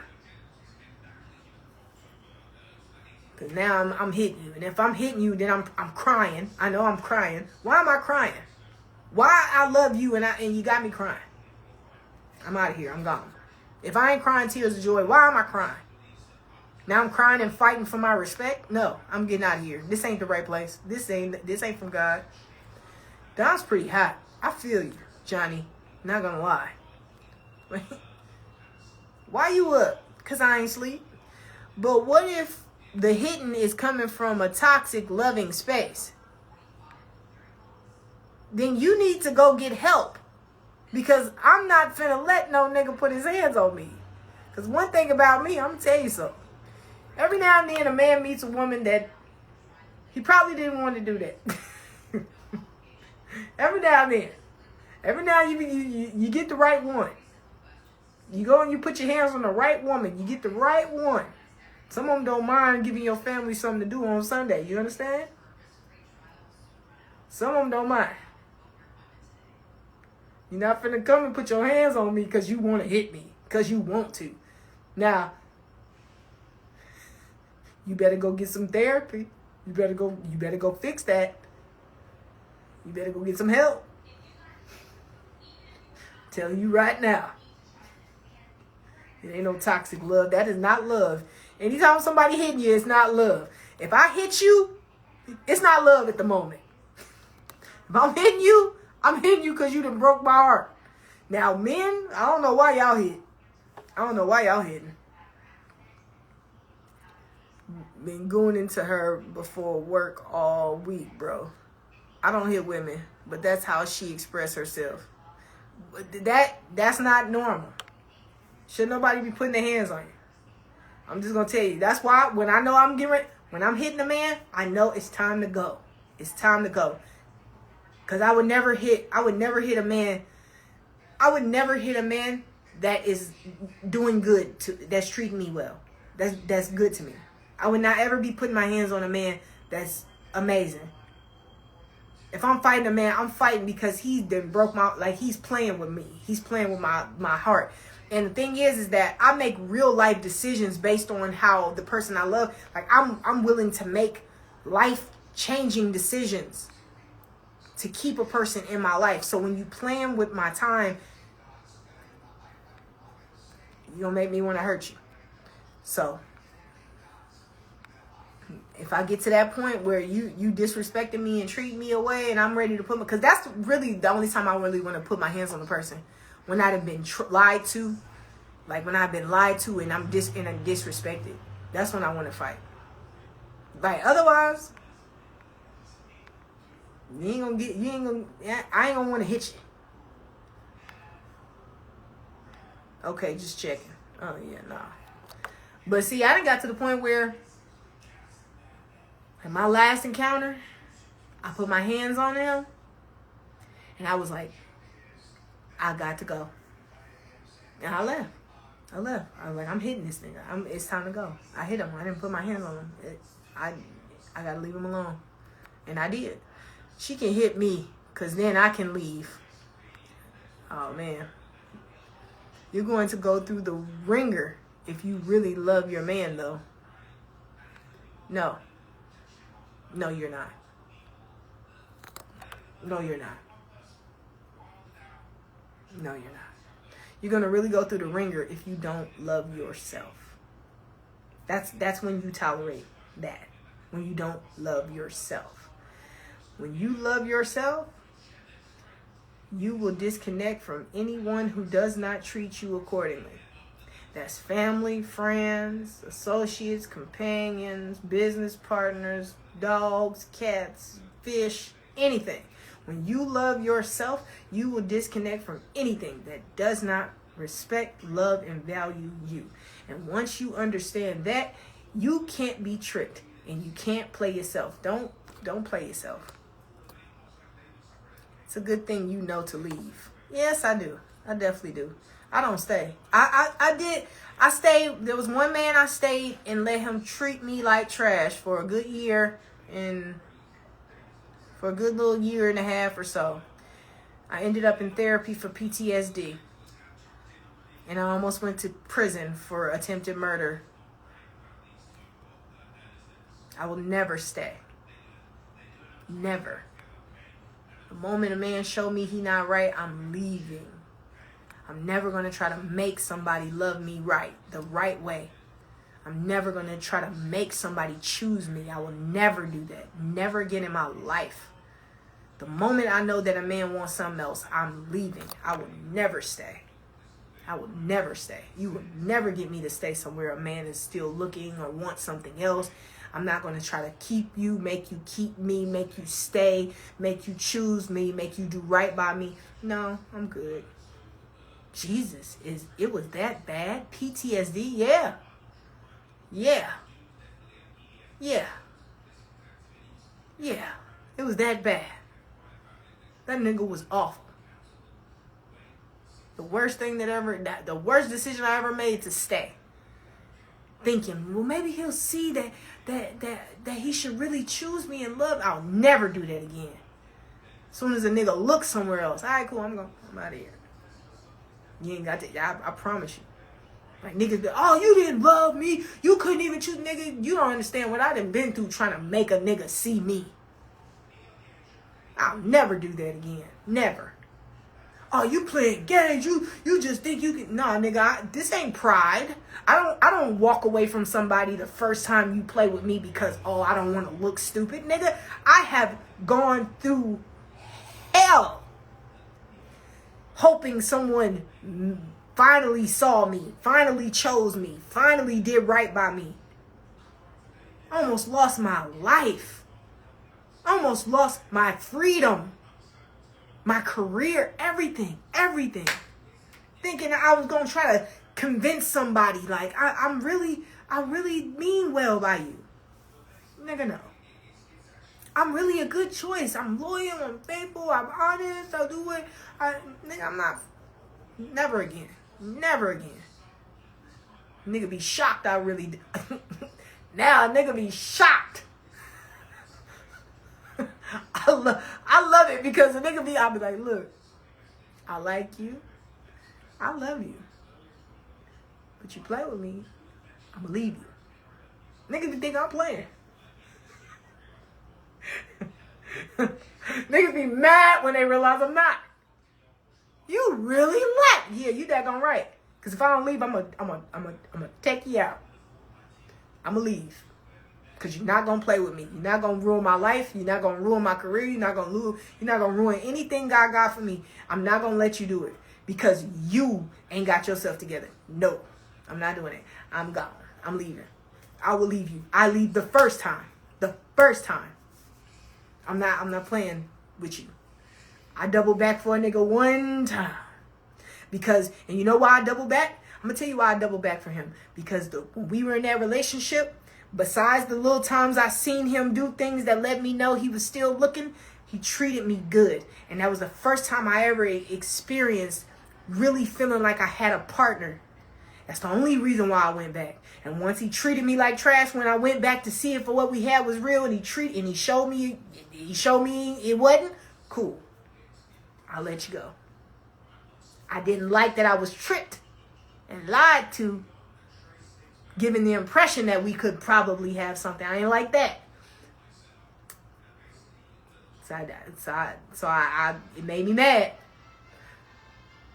But the moment he started talking to me and told me he said, I lost respect for you. You'll never hear from me again. You'll never hear from me again. You'll never have to worry about a text coming through a phone from me. You'll never have to worry about a call. I don't care if I'm on a stretcher. I don't care if you hear that I'm on fire. I wouldn't call you to put me out. You understand? He would never. The moment that a man told me that somebody I loved enough to lose everything for, he told me he lost respect for me, guess what? I'll never darken your doorstep again. You will never have to worry about me ever again in life. Ever. There will never be a time where matter of fact, even if I ever see you, I will act like I never knew you. I'll do you that favor. Matter of fact, you will never have to worry about me speaking about you personally. Now, this is just me speaking generally. But this is how I feel. Once a man shows me he don't respect me, there's nothing he ever has to worry about. I'm not gonna discuss you personally where people know who you are, tell your business. It won't ever be that. Now, will I express my experience like I'm expressing my experience right now? Yes. I'll tell y'all my truth. I'll express what I've experienced or whatever, and I'll express to you very things that may have been the things that triggered exactly what it is that constructed or helped mold the thoughts in my process and who I am as a person. I'll tell you that. And I'll be honest about it. But as far as in me talking about him as a person, oh yeah, he wasn't shit or he wasn't nah, that's not the way I'm made. Just because I'm angry at you does not mean that you deserve to be talked about in a way to trash you. I'm only going to tell the truth on what I've experienced. Do you still love that person? I wish him the best. I have no hate in my heart. I have no hate in my heart for him or anything like that. I really finally forgive him. I finally forgive him completely. And I wish him nothing but the best. I pray that God really blesses him with wisdom and knowledge where he can really find true peace and happiness. Because if he could be fully who he maybe pretended to be that in that relationship, if he could really commit to who that person was, he'd be an amazing man. He'd be an amazing man. And I think even if I don't get to experience that part of him in real authenticity, even if I don't get to ever experience that, I pray that he can be that for someone and himself. Because to be honest, if a good woman gets to experience who he is in that, a good woman, because it has to be a good one, because somebody who trash, they'll take advantage or they'll run all over it and they won't do right by him. But he get a good woman that he truly loves and that he truly is attracted to, and that's his preference, and that's what he really, that's what he really desired, and he be who he really was, who he pretended to be with me. If he fully committed authentically to healing and becoming that person and becoming who that person is, being himself and fully truly and honestly a good man, he would be a great person. He would be a great man. And I pray that he finds that, because I truly know that he would really have peace and he would really be full. He would feel full, but he had to heal first, and he had to know substance is way more important than anything on the outside appearance, having something, So if he ever finds that, if he ever heals and he ever gets that, I pray that he does, because he'll be awesome. He'd be an awesome person. I'll never take that from him. I'm glad, and I appreciate the good. I appreciate what was good. I appreciate that. Even if it was fake.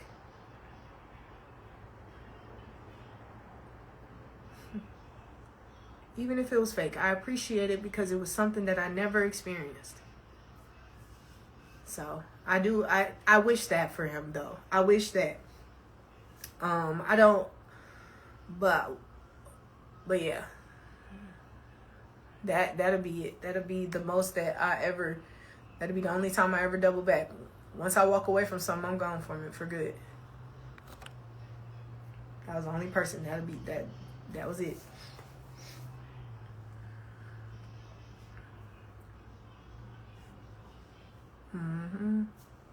I mean, that I'll double back anyway. I'm not gonna lie to you, because it's not like for me to. Normally, if I walk away from somebody, I knew that it was bad. I'm going to sleep, appreciate the knowledge, and bring yours back. All right, get you some sleep. I'm going to get some sleep as well, but not at this moment. We're going to see when we're going to see when Instagram. This a true statement. Just because a man F you don't mean he F with you. But when we really love you, the world will definitely know.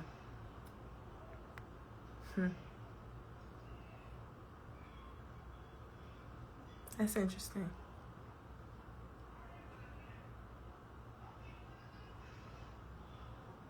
That's for sure. That's another reason why I kind of learned, realized later, it wasn't real. I realized it wasn't as real as I had hoped it was at that time. Because if it really was, I wouldn't have never, it wouldn't even, I knew. But I pray him nothing but the best. I think that whole experience, honestly, the whole experience made me a better singer. If I'm being honest. If I had to repeat it, I would do some things differently. I ain't gonna lie. But it certainly changed me a lot. It certainly changed me a lot. It did. It definitely made me a better singer. I sang my ASS off. Oh, ass is a donkey. But I sang it off in that car. I took my time. I learned the things. God is real, because God showed me a lot of things too. But that experience brought a lot for me. So I can't even be mad. Kevin Gates' cousin. Who is Kevin Gates' cousin?